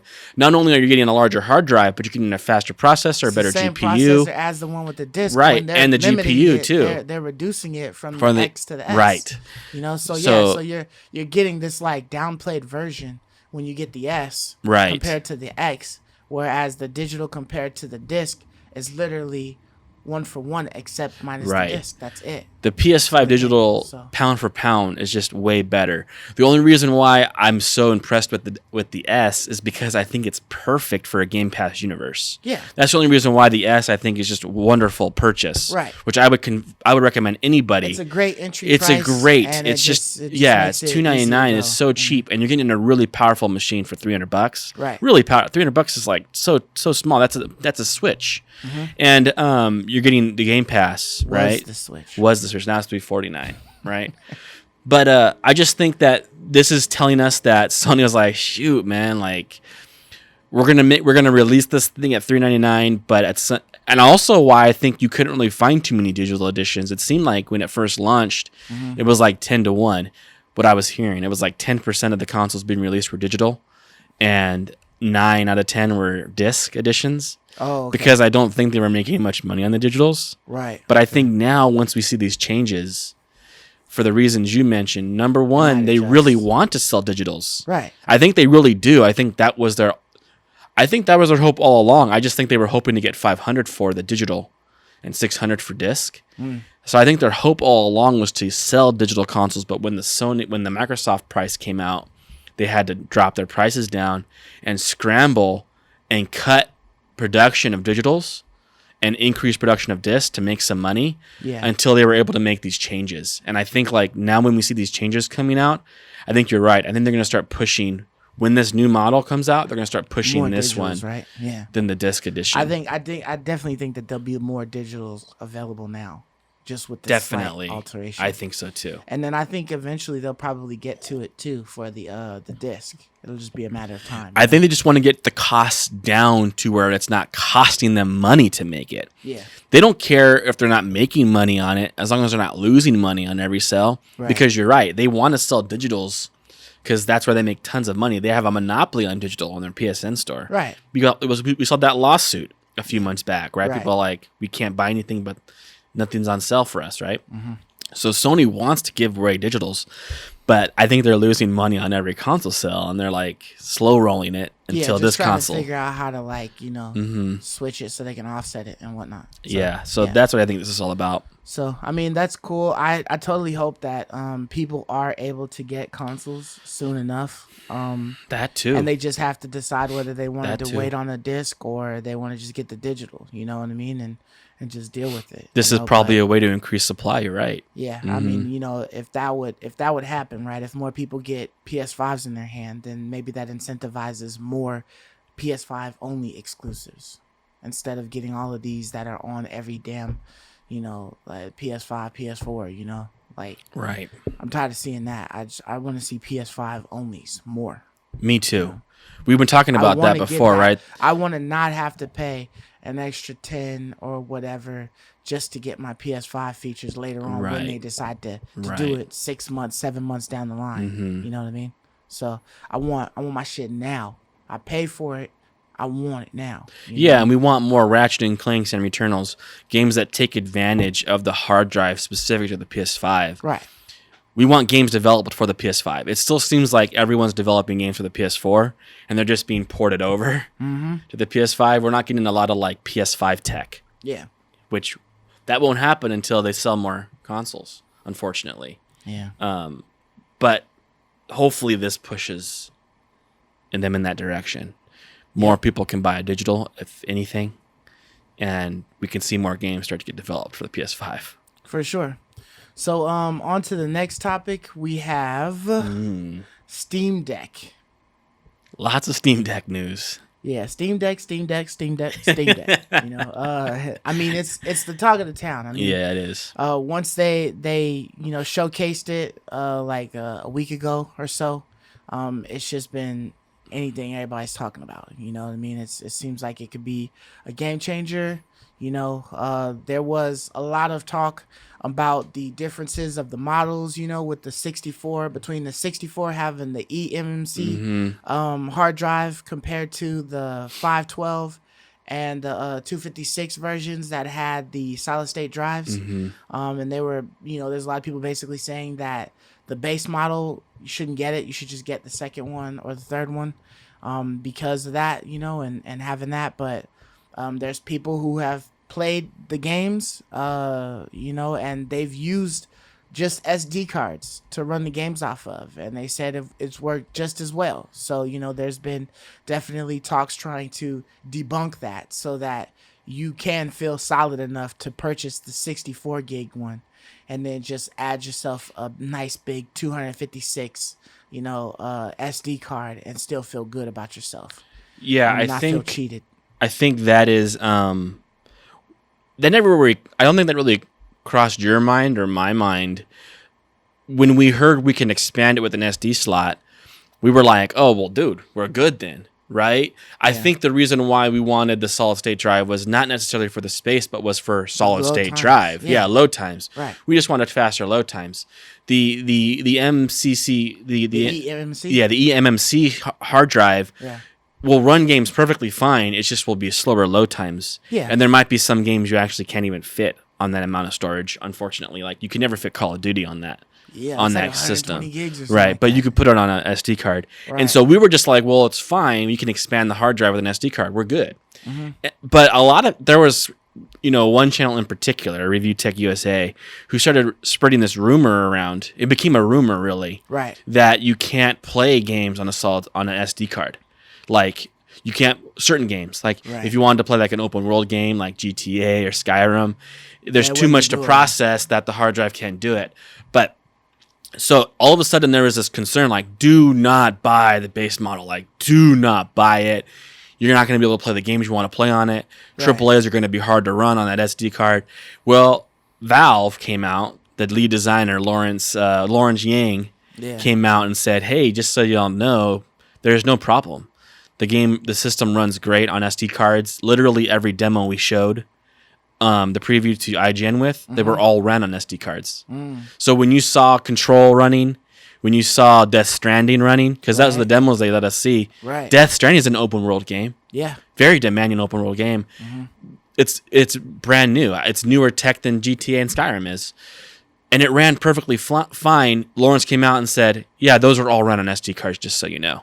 He kind of just came out and dispelled the rumors and just kind of said, you're wrong. Right. The system runs great. The only thing you're going to have is longer load times. That's literally the only thing you're going to experience. So if you buy an SD card and you put your games on that for your Steam Deck, you're going to be able to run your games just fine.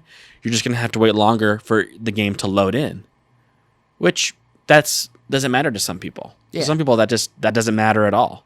You know, we've gotten spoiled. We've had PS5s now for almost a year. Yeah. And so we know what it's like to have a game run off in a solid state drive. It makes all the difference in the world for my gaming experience. So that's why I'm like you. I want either the mid range or the high range model. That's what I want. Right. I wouldn't get but not because the games won't play on an SD drive. Nah. There will come a point in time when my 512 is Will get full. Yeah. And I'll put some games, like I'll put indie games and stuff on my SD drive. I have no problem doing that. Yeah, I feel like you would just save like the more possibly taxing games to be on the SSD. Right. Just so that you know that you just, I guess, making sure that they'll load quickly. Exactly. While you're playing them. But yeah, I never was worried about like the games, playing or not playing, right? Because they exclaimed several times that you could play anything on this just like you could play on a PC. Exactly. It's just a matter of my load times. So it's like, okay, well, if the base one doesn't have an SSD, then I gotta go to the second one at least to be able to get that. We never were concerned that we couldn't even play games in an SD card. Right. But that was the rumor that was floating around, that you can't even play them on this thing. It's like, really? That's not how I understand things. Yeah, and it's funny that as soon as that came out, they immediately shot that down. And then they also tried to talk about stick drift. That's been a crazy issue with controllers these days, from the Xbox to the PlayStation, really all the way Switch. down to that damn Switch. Yeah. Having the stick drift. And I doubt that they fixed the shit on the OLED. They didn't. So it came out that they didn't. Yeah, so they made no changes to it. Continuously have these issues, right? And the only bonus is Nintendo will fix it for free. But you have to wait 3 weeks or whatever to get your controller back. Find out if you still have the issue or whatever.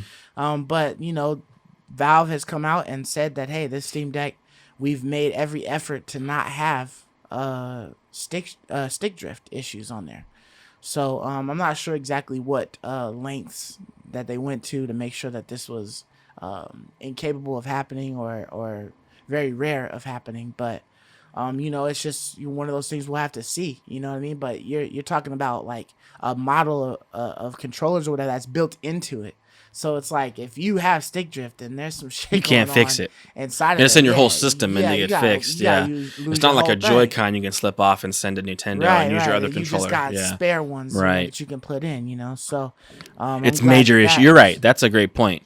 And that's a major concern for them. And what you were talking about earlier when you said that you had pre-ordered the Steam Deck, the fact that they made it like that, it seemed like it was in direct response to the bullshit that was going on eBay, where people were getting these pre-orders and then immediately putting them on eBay to sell, like for like double the amount, like $1,500, like huge amounts of money, the amount of what it would cost for them when they get it to just say, hey, I got the pre-order, I could transfer the pre-order to you and you'll be solid. Like, that's crazy. And it was dope that eBay went in and started removing all of them shits off of there, because that's like so foul, man. You rushed in there with your 80 computers, got mad pre-orders on your shit because all you had to do was pre-order. Like, you didn't have to actually give any money for it. And so then, boom, it's like you just selling it. That's like doing the stock trading with the money that they give you before your money's come in, and you've already bought stuff and then sold it off. Before it even came in. Before it didn't come in, and all you just doing is just making money. And you haven't even gotten any money withdrawn from your account. And it's like, kudos for the people that is actually able to get it off, but it just sucks ass for gamers like me and you who would actually want to get this system. And it's like, now you are forced to wait until mid 2022 to be able to get the console. It's like, yeah, you got it locked in that you could get it, but you have to wait like almost a half a year just to be able to get the console in your hands, because a bunch of people just start buying up all damn pre-orders just so they can try to sell them off. Yeah, this is like scalping on a whole nother level. You're right. When you go to almost worse than the PS5. It's way worse than the PS5s. Xbox Series X because those are actually in hand at least. Yeah. Like the people took a picture of their physical PS5 and say, "Hey, $1,200." Yeah. But it's like, okay, at least you're getting something physical. Or you go down to the NBA Finals and do that. The tickets. There's a physical thing I'm getting. Right. This is a freaking reservation pre-order, dude. And you gotta guesstimate. Like, you paying to get your guesstimated pre-order date is sometime in the first quarter. Like, that's so weird. And you're like, what if you don't get it? Like, what if something happens with stock and yours drops off. I just paid you $1,500. This is like scalping on a whole nother level to me. And so like, I think this is where like, come on, let's enough already. Let's nip this in the butt, which is why it was dope that eBay came out and said, no, we're ripping these off. Yeah. Killed that whole train. You know, when you have it in your hand and you want to sell it and someone's willing to pay you more, fine. Yeah. But you trying to sell me a digital pre-order. Come on. Come on, dude. Come on. Come wait on, until you got it man. in hand. I could totally see if you got the damn console like and it's like November and you want to sell it. I mean, they do pre-order selling and stuff like that for like shoes and stuff. And I still don't be agreeing with that, you know, but right. I mean, you know, you want it. I mean, so I know it's out there. I know they do pre-order sales and all that stuff, but it's just like, damn, man. There should literally be no reason why you get this pre-order thing. If you can lock in that you get in a console, that just gives you more time to save. Just hop in line, man. Unless you just balling and you want to just throw your money away just to get it, you know, you're not even getting it like before the console's even released. You're just getting it when it releases. And you're right. If you're balling, but at least wait till that person has it in hand. Yeah. Before you pay him for it. Right. I'm not going to pay you when you have nothing in hand. Yeah. How do I know you're going to get it for sure? Like, wait until at least the dude, whoever's selling it, has the console in their hand and you want to spend extra money on it, then do that. Yeah. But wait until then, man. At the very least, don't do this. Don't pre-order it. Don't buy a pre-order. Yeah, so I know you were saying something earlier about the Steam Deck and RAM. So what were you talking about? Yes. So originally, I had it here, I believe. The Steam Deck originally launched, according to the specs, when we saw it last week, right, that it was listing and showing the Steam Deck had memory that was dual channel LP DDR5. Dual channel. So decent gigs, RAM, right? 16 gigs of dual channel LP DDR5. However, it's been updated. So Steam came out and updated the RAM, saying that it now states that the handheld device will have quad channel RAM instead. So not dual channel, but quad channel RAM, which will make it much faster all around. Which I think also alleviates some of the fears of like the SD card. Because the RAM will just hold whatever it needs to in the world in place for you. Right. All the assets. You don't need an SD. You don't need a normal hard drive to run these games when you have that much RAM and it's 4-channel and you have a lot of VR RAM. You're not going to have issues, I think, playing games on your SD card. You're just not going to have problems. So this is just even more good news. So I feel like it's just been good news after good news after good news with this Steam Deck. Yeah. They've done all the right things. Oh man, like it's exciting. There isn't like any of these hiccups that we normally, experience with these console launches. You learn about something after the fact, right? That it's not going to do this or not going to do that. It's really only been telling us, it'll do more. Oh, actually, you're going to get to do this, get to do that. Oh, your SD cards will work great. Oh, actually, we have faster RAM than we originally told you that you did. Like, it's just really cool, man.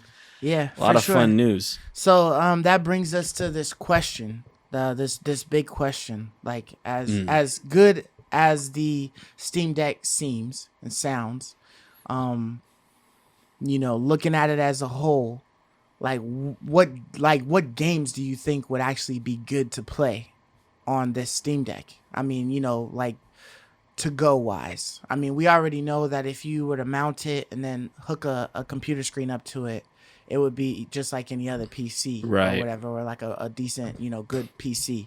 So as far as like on the go, what games do you think would even be like decent enough to try on this thing? Yeah, so I think that I have run into this problem because I have a Switch Lite.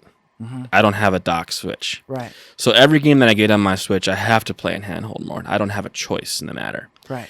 And for the most part, I haven't been bothered by it. I thought Hades was great.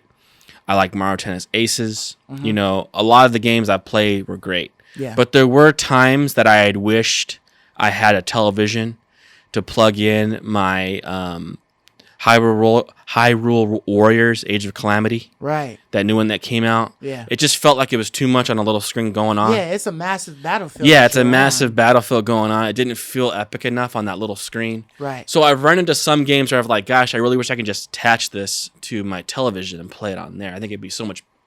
It would help the scope of what this game's trying to be better. Mm-hmm. So, and also I think like emotionally gut-wrenching type games that are like Last of Us 2 type games are going to be much better played, you know, in the quiet of your room, not on the train going to work, right? But or in the backseat of the car. Or in the backseat of the car. That's not going to really, you know, communicate what this game's trying to do. Yeah. So I do think that there are some games that are going to be better played on a television versus a handheld mode. Those games to me, you know, would be like action-oriented games. A game like Returnal, you know, those type of games. Of course, you can't play Returnal on the Steam Deck. But, you know, I would think something like Days Gone, in my opinion, would probably be fine on the Switch. Yeah, I think on the Steam Deck, you mean? On the Steam Deck, not Switch. Yeah, on the Steam Deck. I think like Spider-Man would be another good one. I think that'd be perfect on the doing Steam all Deck. Web slinging and stuff like that. That would be a solid one. I'm not sure if Horizon would be a good one to play mobile. It might be, but I was just thinking about that too. I wasn't sure either. It kind of is like Spider-Man in the sense that it's primarily action-based. Yeah. But it is a little bit more technical. It's not just as twitchy and fun as Spider-Man is. Yeah. Where like you got to be kind of careful. You might sneak around a bit to where I don't know how conducive it is to playing in the back of your seat, in the back seat of your car. Right. You might want to be in your room, focused, going at it. But a game that's like high intensity, high action, Spider-Man's like a really good example. I think that'd be great on the go. Something like that would be perfect. Just anything that forces you to kind of keep playing in the action would be a great game. Yeah, AAA game on the go. Control is a great one, I think. Control, like they demonstrate, was a great one on that Switch. Yeah, I feel like when you're trying to observe like all of the landscape and different things like that and kind of be immersed in this world, it might not be as good when you're playing it like on the go, you know, because you're really observant of everything around you and whatnot most of the time when you're using these things. So, but you know, as far as like all the games and stuff go, I'd have like, you know, my whole library on there. I would just have like, you know, the couple of them that's like, oh, I'm gonna just play, you know, like I've always wanted to play I think it's Scavenger or something like that, or I keep forgetting the damn Is it survival? Is it a survival game? It's a game where you play like this little marshmallow guy or whatever, and it's like an indie game, and you're basically just like collecting stuff, and you start off on this island, and then you kind of like build. Oh, bridges. Forager. There you go. I don't know why I keep saying Scavenger. Forager. Forager was a dope looking game, and I've always wanted to play that one.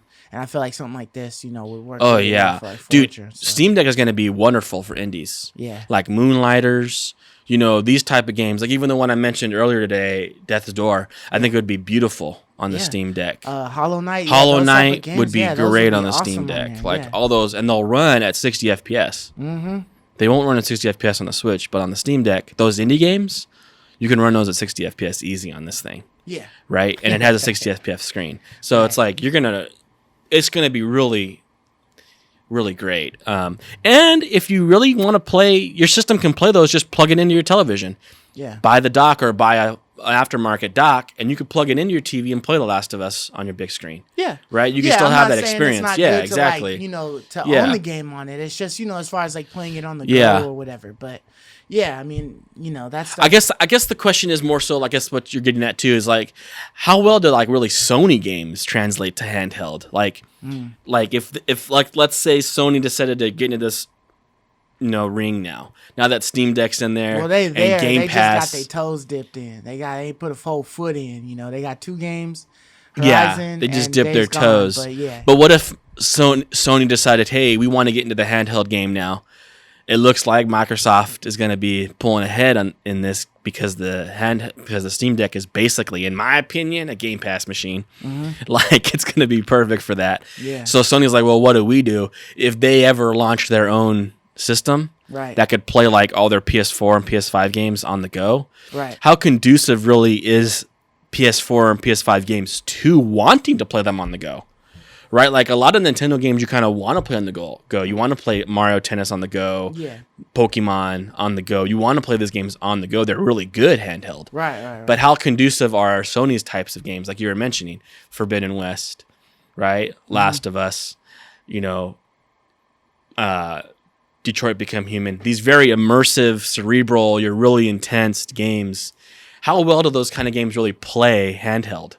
You probably don't want to play them handheld. You probably want to play them on your television, right? So maybe Sony just isn't incentivized to get into this game because their games aren't conducive to that way of playing. Or they start dropping some of them old school gems that work well with that. Like they start adding the Drake's Uncharted, the God of Wars, some of those older games that would work really well with that. But I mean, even if they didn't, if they just started putting more stuff on PC now that the Steam Deck's been revealed, that's just going to increase their sales tenfold, Exactly. It's like, oh shit, if you ever did want to play Last of Us 2 while you in the backseat, you can't. You can't. Yeah, exactly. You know what I'm saying? So, it's not, just the choices, right? Like I think that's what we all want is more choice. We want more choices, right? More freedom for sure. And so, for our last topic of the day, choices. EA Play 2021. They gave us a lot of choices to look at for stuff that we might like. For this little showcase that they did recently. They showed us quite a few games. They showed us Grid Legends. They showed us Lost in Random. They gave us some more Knockout City. I think it's season 2 that they were talking about. Apex Legends. They added a new character. And, of course, Battlefield 2042. They tried to showcase some more of that, get you interested in that. And then... the big part was Portal. Yeah. Portal mode. Yeah, Battlefield Portal, which allowed you to do, like, an amalgamation of, like, all of their good, Battlefield games or whatever. And just take bits and pieces, make a bitch type of, like stuff on there. So... that was interesting. I didn't really feel like it's like doable for some of them. Like, why would I have like an old ass like World War II gun against like some type of modern warfare type of gun.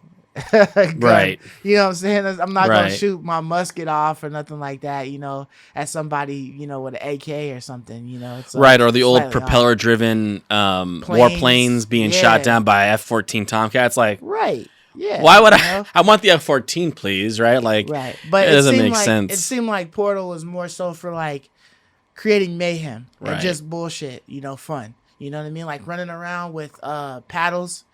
Like defibrillators. Oh yeah, killing with defibrillators.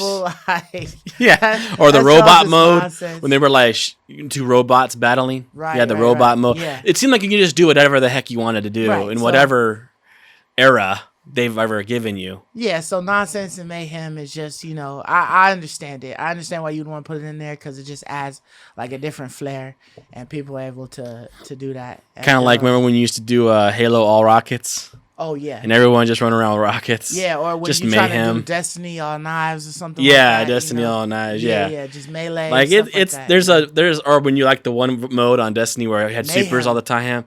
Like it's just kind of fun to do those sometimes. Yeah. Right. Yeah.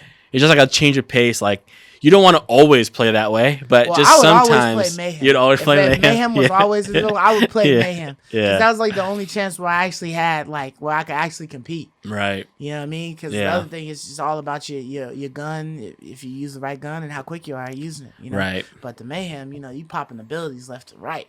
You bound to hit somebody get at least 1 kill. Yeah. You know what I'm saying? But Portal looked cool. I think it's a good addition for everyone who's a big fan because it showed things from every game they've ever made. Yeah, it shows their lineage, man. It shows, everything that they've done. Do you remember like the one scene where like the grenade flew in and it had the smiley face on it? Yeah. That's like an old, acknowledgement of Bad Company or whatever. Right. So it's like, that's cool. I think anyone who's a fan would be like, whoa, would be nerding out on that. Yeah. But for people like you and me, it's just kind of, okay, that's cool. Yeah. I think I'll stick to the Warfare map, But yeah, I was thinking though, but because EA Play is on Game Pass, when you have Game Pass Ultimate, I should be able to play this Battlefield 2042 for free when it first comes out, right?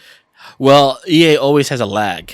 Okay. So remember, it's EA Play is attached to Game Pass Ultimate. Right. It's not like Game Pass Ultimate where so you're still under the stipulations of what EA allows, right? So EA will bring that out on EA Play, but like just like there was a lag on Squadrons, there'll probably be a lag on 2024, I believe, or 2042. Because I know you would only get like 10 hours of gameplay or something like that on it. Yeah, you might be able to try it out originally, but I wouldn't there's no mind campaign. Getting 10 hours of Battlefield 2042, gameplay on there just to try it out. They might give that away. They might give that away. That's something to But at some point in time, it will be free on there. Right. You can play the whole game as much as you want. Right. Yeah. I don't know exactly how long. Yeah, if it's like 6 months or whatever. But yeah. That's gonna be dope. So that'd be cool. So we just wait. But you know what I mean? Like, I'm gonna play that game. It's gonna be fun. The warfare mode's gonna be fun. I like it because I feel like it's better for people like you and I when you have like 100 on 100. Right. You're not like, come on. Like you have teammates all around you. You're just a member and you're trying to hide and shoot. That's fun for me. Trying to be the Twitch shooter like COD, I can't do it, man. Like I don't know if I'm older now. I mean, I used to like it when I was younger, in college and stuff, but now it's like I don't have the patience for it. I wish some of these games had like some espionage type shit, where you could like kill a member of the opposing team and then steal their clothes and then just try to run off. That would be dope. That'd be cool, dude. And you're just like behind enemy lines and you're just like picking people off and they don't even know. Like, oh damn, what happened, man? That would be crazy, dude. You know what I mean? You can switch comms to talk on the other side. Oh, switch comms? That's really cool. So you can like totally sabotage their shit. But switch comms. I'll That's probably crazy. never see that, man. It would be hard. It would be hard as hell to like figure it out. But it would be like Among Us meets, like Battlefield 2042. You could go in there as totally, man. That'd be crazy. But so another one of the games that they had mentioned shown is Lost in Random. And I know you were really feeling that one. Yeah, when they first showed Lost in Random, at E3, I think it was. Yeah, their E3 live event. Yeah. It didn't look like anything special to me. It just looked like, oh, that's kind of like an artsy, like you said. It reminded me of Tim Burton. With the art style. Right. And like you had a dice following you around. Or slightly like Psychonauts, but like. Yes, Psychonauts. Yeah. Actually, that's what I kind of thought was Psychonauts. I thought maybe it might be like a little platformer. But dude, when you saw the trailer for this thing, it's more like a card game.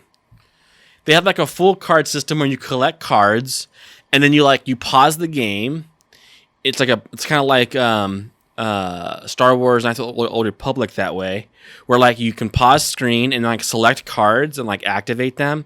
Might give you a weapon, and like you can do special attacks and abilities. A lot of them revolved around the little dicey or whatever that you walk around with. Yeah, you roll a dice and it gives you how much abilities you get to use based off what your dice roll is. Yeah. I was like, wow, I wasn't really expecting this much from one combat. There was like a lot of combat in it. A lot of fighting. I was just like, wow, I wasn't expecting she's fighting like these big, massive creatures. Yeah. And she's like shooting electricity at them with magic, and then she's using different cards for different abilities. Yeah, she has like a slingshot. She's just throwing this hammer around. I was like, wow, I didn't expect it to be that action oriented. I thought this was going to be more about the environment, the ambiance of like the Tim Burton kind of feel. Yeah. This is more like an action game. And I was like, so that's what got me excited for it. That's why I was like, wow, I wasn't expecting that from this. I wasn't expecting this level of extreme activity. I was expecting much lighter than that. And then with the card aspect, added into it, that was all new. Yeah, just something different. I was like, oh, dude, I love like Slay the Spire. I love a lot of these kind of card games that they have, these roguelike card games that come out. Yeah. They're like a lot of fun. Right. And like when I saw it, I was like, wow, like this actually looks dope. So I'm actually excited for this game, man. Yeah. I thought that the story seemed kind of cool or whatever. This like evil queen, she's rolling dice and then she ends up taking out these two sisters. I guess that could possibly like even and odd. Yeah, the two ones could possibly right. get her. But I have a feeling, spoiler alert, I have a feeling that Dicey is just the other sister. Like they're supposed to be on a mission. They're supposed to be on a mission for this girl, odd or even, I don't know which one she is. I think it's to even. I find think her you play as sister. even. You're looking Yeah, for to odd. find her Yeah. sister who got, they got split up or whatever. But I have a feeling that the sister might be the Dicey. And She that just has got amnesia or changed. whatever. No, that she just got changed. Like the Dice can't talk. I don't think the Dice was talking, was it? Oh, I don't So, know. I don't think so. If the Dice Yeah. can't talk, all it can do is help battle. You know what I mean? It was just using its abilities or whatever, and then probably at the end of the game, she gets changed back. But I could be wrong. I could be totally wrong. But I don't know. It kind of looked like that, especially the way they were showing everything. Like her sister got taken away, and then the Dice was left behind. Like I just feel like Right. it was like there or whatever. And but, so the Dice end up just. It goes along to help her 'cause sister it's her out, sister, yeah, and you're so trying to it's kill just- the evil witch anyways, but right? she got, she got to do what she can. So it's like, oh, she's rolling her dice for Yeah. her ability or whatever. Yeah. It seems like an interesting game. I don't know if I'll get it or not. I might end up checking it out eventually or whatever.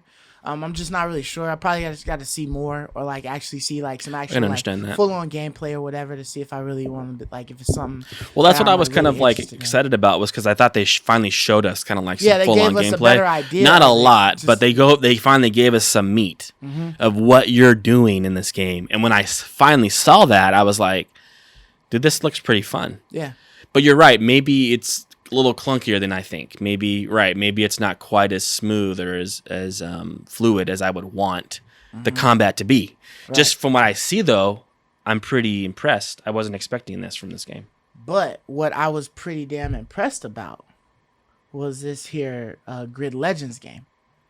I was looking wanted at to ask you about kind of this like game. like how you were, and you were mentioning it before, and I thought that most of the racing games that we play, they don't really have like anything in depth about them. You know what I mean? It's just going on race tracks and just winning the races or whatever. Right. Not necessarily a whole like storyline. I mean, sometimes you get like the Need for Speeds or maybe like Horizon has like a storyline or something like that. I don't know. I don't really play too many racing games, so you guys in the comments maybe tell me like if there is a racing game that has like a good storyline as like like 2K or something like that Right. would have. And you recommend it, like let me know down below. If it's on Game Pass, Like I'll probably check it out. create a character, right? Yeah, you create your own character Yeah. and then go through the story, or Get even if stats. you gotta go through the story as a character that you going through and you're Coming through the racing to ranks, get better right, better cars and right. different things like that to improve You're just your now standings starting and off. stuff. Yeah. Yeah. So but this seemed like an actual like full on story that you would be a campaign mode that you would be following, and you were impressed about the different aspect that they're going with this storyline, right? Yeah, I was really because they started off by having like an actual real actor, Yeah. like giving an interview or whatever, talking about his last race or his rivalry. Right. And I'm like, what am I? Is this a TV show they're launching? Yeah. And then they cut to like an in-game footage race. Right. And it looks like cars. And it it's looks like it's a cars video and it's game. like a video game racing game, Yeah. right? Like Forza. And I'm like, and then it cuts back to like a dramatic scene where maybe they're having two racers are having a conflict with each other. Right. Like it's live action. Yeah. And I was like, dude, this is pretty dope. They're like melding a TV show with a video game. And so you're like watching a show, but then there's these parts that cut out and you get to race and interactively. And then you get to see what happens next in the story after you finish the race or whatever. Right. And it's like based off your race. I was just like, this just seems like we haven't seen a story told this way. Right. This We is were like trying the to think first- of you and I were trying to think of some ways how have games ever told a story this way where you have like live action actors acting out dramatic scenes. Right, yeah, like all of the whole story mode is basically live action with this game. Right. So there isn't it's not, it's not computer generated, it's not CGI like if you were looking at Final Fantasy or whatever. All of it is as actual acting. So then in between it you have the races gameplay, and stuff yeah. like that. So Such it's a like trip. it's cool, you know what I mean? Like you said, we were trying to shoot some things around, and I had swear that I had seen types of it, or at least like small portions of that done before. And we thought of like Control. Mm-hmm. I think like Borderlands might have used like at least real images a couple of occasionally, times, with yeah. the Phoenix talking. Using like a real person's face or whatever, showing up, and maybe like one or two others. Like Ella Noire was actually voice acted and acted on stage. They actually just acted put all of the that. video It was just game they had skin, motion cap basically. stuff Yeah, on them, exactly. But this isn't motion cap. This is is live literally- action drama. Right. And then on top of that, they were ranting and raving about how they were, or constantly talking about how they had used the same effects that the Mandalorian used, Right. in production. So they had like the green screen that they could interact with or whatever, Right. that they were using it and stuff like that. You can definitely see that. Yeah. So I mean, it looks like it's dope. And that definitely got me more intrigued for a racing game, because I haven't really That's what I was been gonna interested say. in one. Yeah. And this is EA, so Eventually it'll come on EA Play. and I I'll think be I able will to play it this for free. because I think I'm going to be intrigued by the story, Yeah. and I get to race in between. Or at How cool least- is that? At least be able to see like how it is. Yeah. You know what I mean? Like This might even be one you can sit down with the wife, like she's watching the the cutscenes. yeah, the dramatic scenes with you, Right. and then you race, and then you keep watching the show. Right. Like, this seems really neat. I can definitely see myself trying this out, which I never try racing games out. Yeah, and I'm interested to find out if this is like, if they've done all of the scenarios possible. Like if they've acted out like if you Winning, lost the losing, race, winning the first, race, second, yeah. third. Right. Yeah. That I type of wondered stuff. too. I wonder that exact thing. Or if it's just like, oh, you didn't win the race, so now you got to restart it and keep playing the race until you win the race to progress through the I story. totally thought the same thing, But, bro.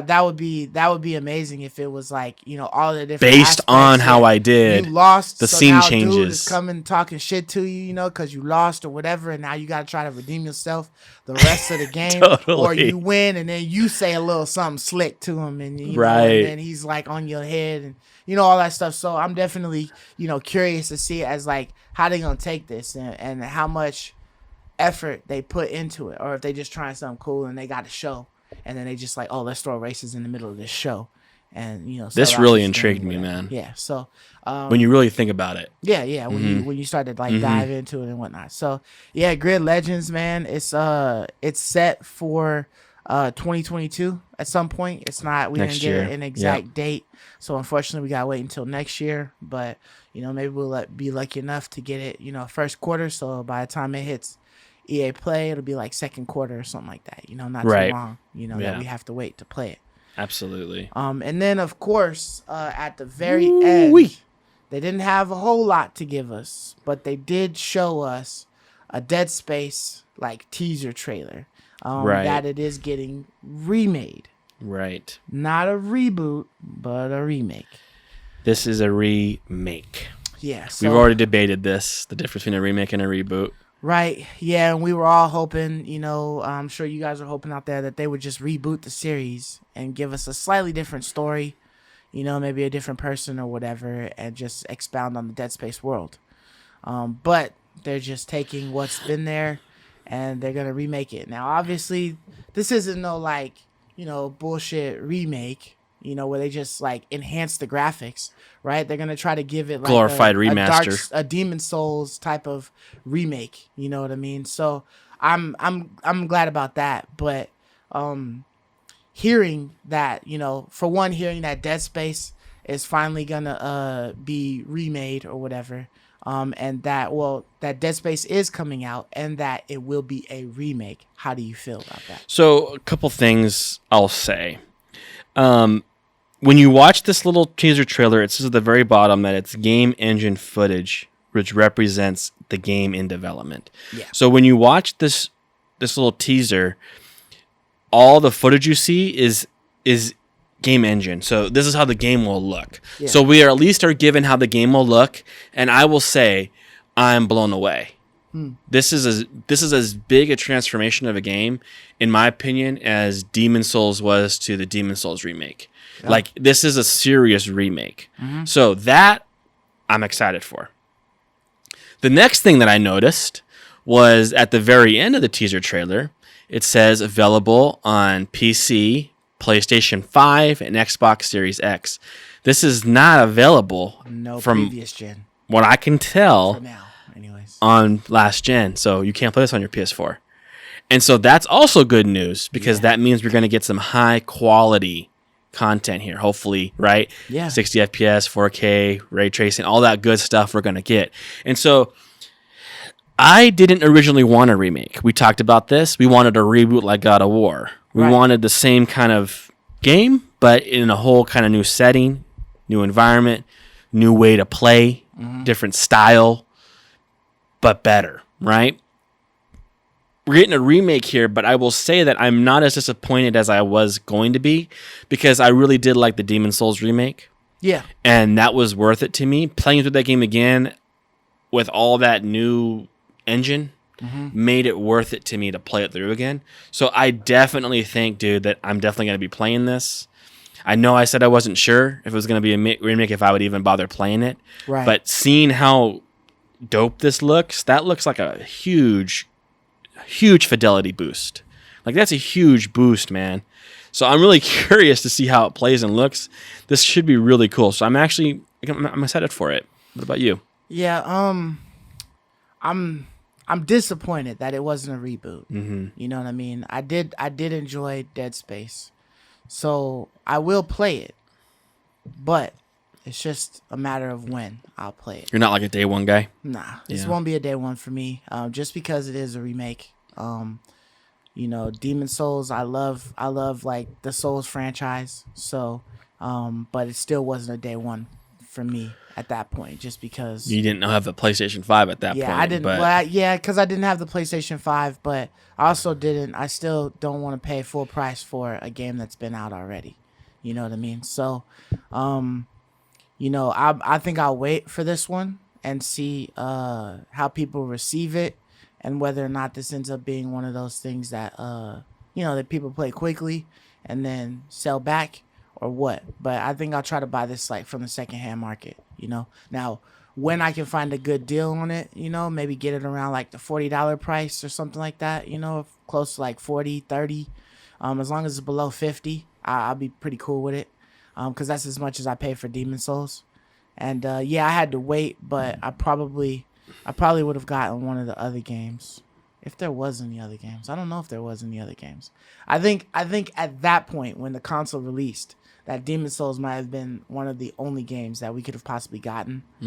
So I would have therefore gotten that for whatever. Because it was for $70, because that was all you could get. Yeah. Yeah, I agree. Because I have options now, I agree. I can just hold off a little bit for Dead Space. I see. And wait until it's a little bit cheaper. If there was a game drought, then you would more so consider getting it day one. Yeah. If there's like nothing coming out, but there are some things that are coming out, you know, beforehand. So it's like there might just be a couple of things that just slip under my radar, or I just didn't get because I chose to get this.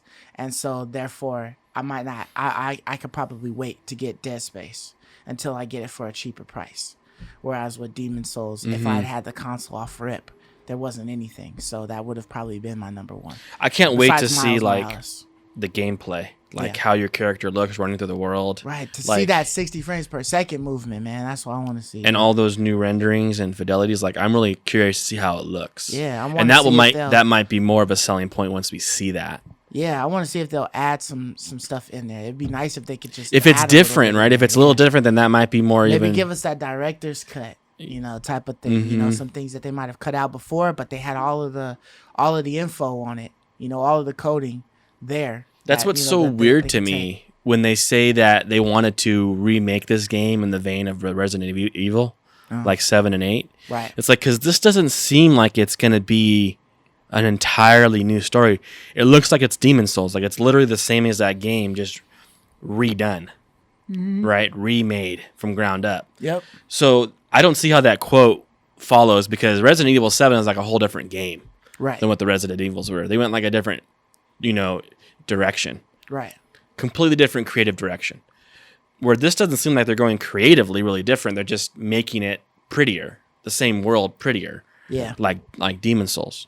So I don't know what they mean by that, which is why I wonder if there will be, like you're saying, like a director's cut, like additional things here that we didn't get in the first one. Yeah. That make it feel a little different creatively than what the first one felt like. Right. I mean, that would be dope. You know, if they add a little something extra to it. You know what I mean? Give it its own flair. That makes it, even more worthwhile getting it. You know what I mean? When do you think we'll see gameplay?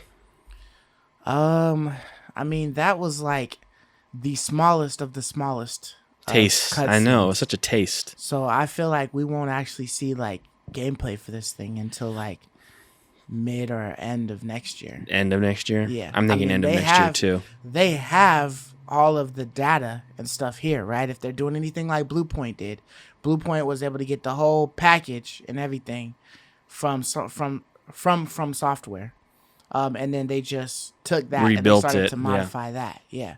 They didn't just like rebuild it from the ground up, you know, basing everything off of that. They literally took, you know, the bones, information and then expounded off that. So if they're doing that same thing, then everything is there. All they have to do is just spruce everything up and then modify some things that they want to fix or update. So, you know, hopefully that wouldn't take as long. This feels like a 2023 earliest kind of game. Maybe. I think. But I definitely agree sometime close to the end of 2022. We'll see some so footage. We could get first quarter 2023 or something like that. Yeah, that's what I'm thinking. I feel like we won't see more gameplay until towards the end of 2022. This isn't coming out next year, that's for certain. Yeah. But it depends how far out it is. I think earliest 2023, which could be possible. Yeah. Depending on the direction, like you're saying, they go. If they go with the bones, take the bones and just rebuild on it, then we can maybe see it earlier. Mm-hmm. If they're doing something different, and we just haven't been told yet, then maybe it could take longer. But I guess we'll have to wait and see what footage we get. Yeah, it's been so long since I've played the original Dead Space that I'm kind of curious how much I'll recall from it and if I'll notice the differences. You know, will it be something like how we saw the knight jump over the fence to get down into the second area? Right, we're like, you what? Know, in that I don't even recognize. That's crazy. They never did that before. Yeah, exactly. You always just fell off an edge, you know, to get down there. You just fell down like straight. Yeah. You didn't have like the motion. You didn't actually do you know, kind of like an action or whatever, you know? So, you know, that type of stuff would be cool. But, yeah, man. 2008 is when that shit first came out. So let's say it comes out like 2023. That's 15 years. That's been a long time. That's a long break for that game, bro. Yeah, man. And it looks like they did a couple of spin-offs too. So maybe they do something where they compile all of the spin-offs and stuff like that, like into one. Maybe. I don't know. Yeah. But yeah, so look out for that. If you guys are interested in Dead Space, I know probably a lot of you are interested in Dead Space. Absolutely. If you're not, you should be. Yeah, right. So you know, it's getting updated. You know, but that is all we have for you guys this week. Thank you for watching. Thank you for listening. Yeah, thanks for being here. You know, comment down below if there was anything that you really liked from the EA Play. Mm-hmm. Also, let us know if you guys got the Steam Deck and like which one you guys decide to go with.